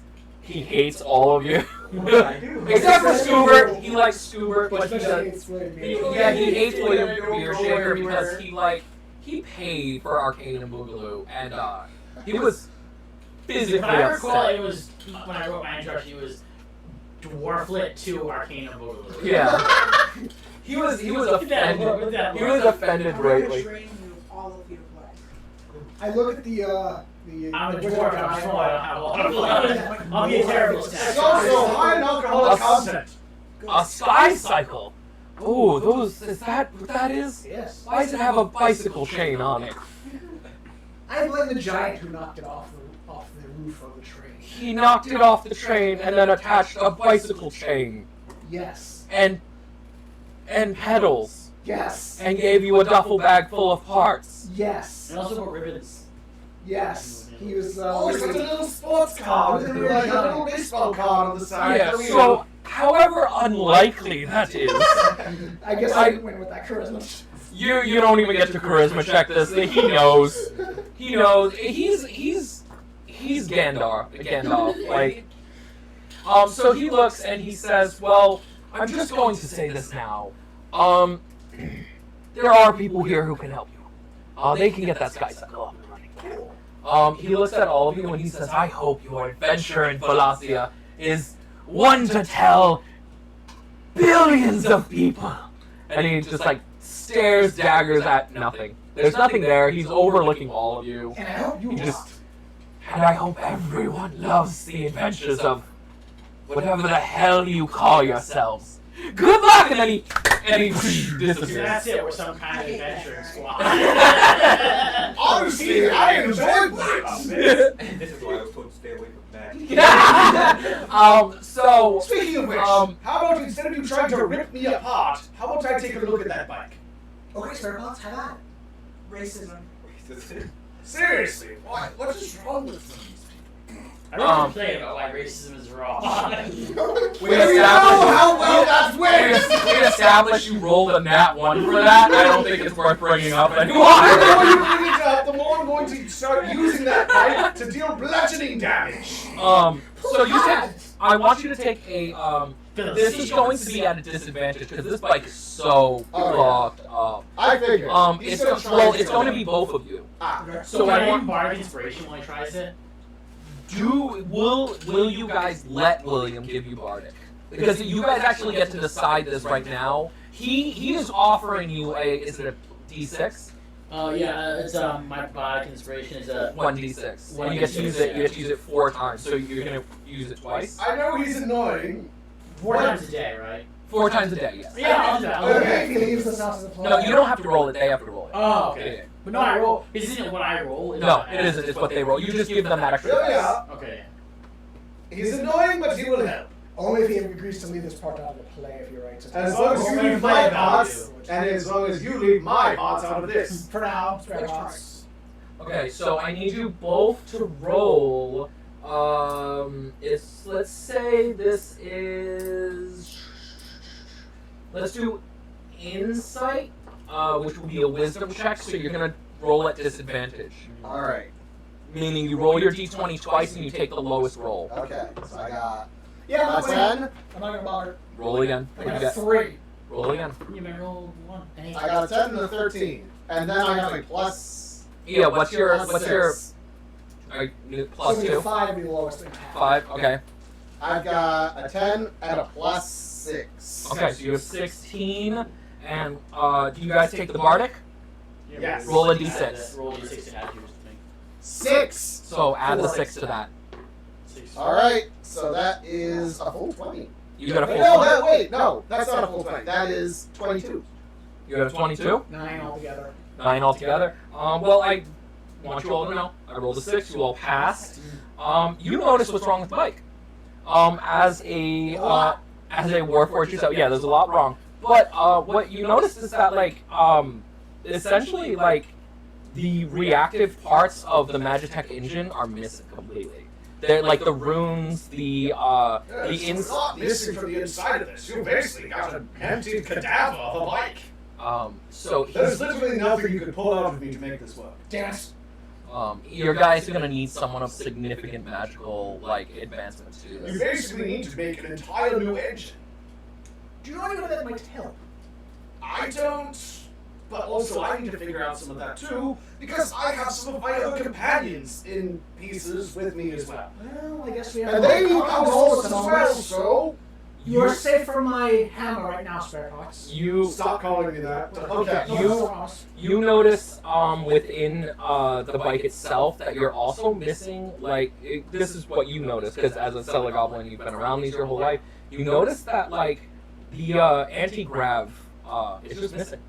It wasn't actually it wasn't in your duffel bag either. The part's not there anymore. You thought you had it when you started, but it's not there anymore. I think someone stole from me. Maybe. You didn't roll high enough to know any of that, but you did roll high enough to see that it's not there anymore. How did you get this broken in the first place again? You can be But truthful. I I got out of the air by now. Are you lying? No, just me and you. Yeah. Okay. You need to roll deception. Alright. My Not character you. likes to throw. Yeah, that's fine. Deception, and that's going to be charisma. We're almost done. I know we're almost done. 13 plus -1, so 12. Alright. So I need you to roll a d20 real quick. It's just Okay. gonna be a flat thing. What is it? I got a 12. You got a 12 too. Obviously you're both on the same thing. You can't tell if he's lying. Yeah. You're like, okay, that makes sense. That makes sense. That was one magnificent arrow shot. That is unlucky. It was like a dragon bow from Dark Souls type out. Yeah. And I crashed. So you guys notice in the background, people screaming and running out of the main gate. And there's one lady, she's holding her baby and she's running away, and some dude right behind her with this black robe and misty, almost he has a face mask on, but it's misty. It's covering everything that you would normally see as human. And he is running after this lady holding a knife in the air, and he's like, "For the love of death!" I draw my pistol. He goes to stab this lady, and her child. I need you all to roll initiative. And with rolling this initiative, that's the end of the first episode. Damn it! I rolled 1. I had the worst initiative roll. I need you all to write down what your rolls are, and we will pick up in 2 weeks. The world of Vilazia, getting started with your initiative rolls of Oh, it's 7 o'clock, okay. yeah, exactly that. That was actually perfect timing. I know. That's D20. I gave you guys 10 minutes each for introductions. Then we did the main story. You met Arthur, which, by the way, I'm going to fresh out the gate. Arthur is literally a reference to Arthur Eggfort I know. from D20's Fantasy High. What I do I love use? Arthur. I love Arthur Eggfort, and I couldn't help myself. Arthur E. Everton. Every time he says his name, it The gets a little moment you longer. said, I said egg for it. Yeah, it's What do I Eggfort. use to add to my roll? Do you want to? You don't. Yeah, no, it's just initiative. You don't add anything. Okay, 15. Okay. Could you mark that down? That he rolled a 15. You rolled a 1. Yeah. You go last. I rolled a Yeah. 16. Okay. Ooh! I knocked my Fair roller. enough. Okay, roll it again. Roll a d20. Everyone roll a d20 and let me know what you got. Because this is going to be the Okay, order do you for want- when we fight this. Do you want Brayden to keep track of it? Yes, please. She rolled a 19. I roll a 4. He rolled a 4. Scoobert rolled a 4. Why don't you keep the record there? Yeah. Okay, oh, no. And then what you roll? Oh, Oh, he already wrote his down, so you don't have to keep track of it. If you want to, Daquan rolled a 14 if you want to keep track of that. He already wrote it down, but Mine just in is the case. prettiest. yeah. Real quick before we Yeah, 14. fully end, I wanna do a little thing here. We'll take about 10 minutes ish. What did everyone think? This is you I got three. 16. The only one with any kind of role-playing tabletop experience is really you, Adversity, Kenny. How is this compared to Omni? There's a lot more of you talking Yeah. about instead of us just thinking of anything after it comes to the Yeah. It's Did you like it? Yeah. I kind of liked it because now it's also a little bit easier because with Omni, I was also kind of relying on you at the same time because I was like, well, I know what I want to do and how I want to do it, but it's like how. So you were helping me, at least with this. Now you pretty much, you're already doing it because it's part of your job. Yeah. And then you get to choose whatever you want to do. It's a little bit easier. Broja, how did you feel about this? Did you enjoy your first D&D game, like your first run? Yes. You liked it? Yeah, I'm still trying to figure out what's going on, so it's fine. That's kind of the point, honestly. Yeah, it's kind of the point I'm there. still trying to eat my biscuits, so. Well, I wanted to end with a little bit of a fight thing, so you guys are like amped for next time. Daquan, how did you feel your first time really playing the D&D game? I know this was mostly introduction and stuff. It wasn't a fight, but you'll start next session with a fight. It was kind of a fight because the way Bill came up to me scared me. I'm sorry. Robert was so nice. He's trying to be. He still would have had an anxiety attack. Yeah. I So wanted what's to eat my biscuits. what's up with on my you? biscuit bed. I enjoyed it, you know, except for, well, you know, having the weirdest intro. You did have the weirdest intro, but I think it also fits your pirate heritage. Like, you're surrounded by pirates, they're all Snaggletooth weird. is my favorite enemy so far. Did you write down his full name? Snaggletooth Jones, right? Snaggletooth Jones? That man just got, like, ran into the woods and found a Yeah, pork I chop. think I wrote I And then love got- Snaggletooth. He has the magical. We don't know if he lived or not. He has halitosis. We don't know if he lived or not because he's. We do not know if he's alive or not. He's No. so I want to much write my I next watched play it about last Snaggletooth You Jones. didn't write a play about Well, you gotta Snaggletooth. ask about stuff to learn about. Yeah, you don't know about him. The Yeah, I know. story of Snaggletooth Jones. Alright, Chris, compared to your other D&D I like sessions. this a lot more because I know the people here a little more than the Yeah. last one I went to because it was at a game store. Yeah. And there I only really knew one other person, which was my sister. Sister, yeah, And we talked about that. like this, I feel like I can be a little more open with Yeah. comedy, and I don't have to like prawn around certain things as much because I like dark humor. I get it, Yeah. but like it's a lot easier to make jokes and just have fun here. Yeah. Yeah. Yeah, Kaz, you have been helping me a little bit build the world of Vilazia. You've been here a little often when I'm talking about it. I kind of use you as like a I feel like sometimes springboard of ideas. How did you feel about the introduction? That was to Vilazia? fantastic. I had a lot of fun. Yeah. It flew by. Your improv shit with DM, I'm impressed. even though with your disgusting, nasty, Like, I didn't even do much, and the time flew by. horrible. Oh yeah. We did get through. We got through an hour of introductions. You each got at least 10 minutes. Yours went a little over because we had that conversation with the I mechanic. didn't really even do much myself. I just kind of sat there at the mechanic most of the time. Yeah, I I mean, love them. You did. The mechanic was quite fun. Exact mechanic. I think, like, obviously what was really cool is that when you guys finally got to meet, you all kind of got the thing in. Ambrosia's stuff with, like, William Beardshaker. Like, I fucking hate you. I hate you so much. Everyone hates me. I'm Well, you owe so much money, and you rolled a fucking natural 1. for money. Yeah. Like, almost twice. Yeah. I mean, I don't hate you. He's indifferent to you. His master kind of, like, likes one of your worst plays. It's like somebody enjoying the room unironically. Yeah. And what did you think, Ken, like, going through it? This was fun. I do kind of wish that I had more chances to just chew the scenery with this voice because it's so much fun to go into this. Yeah, I'm already having a lot of fun playing my character. Oh yeah, I think because going forward, because this was the introduction stuff. But going forward, you guys are gonna be able to be more expressive, have more conversations So yourself. next time, then you're going to be able to see some of the crazy stuff that he's going to pull. Yeah. Because Well, we're jumping I right have into been- combat next I have time. been brewing up some different ways to use this stuff. Just so you guys know, we are going to mostly be theater of the mind, but there are going to be, like, next week I'm going to turn these into prop. We're going to have, like, little miniatures. They're not going to match your figures. I'll let you guys choose beforehand which ones you want to use. We're probably going to use the Super Dungeon Explorer stuff because they're really cool. They're nice figures.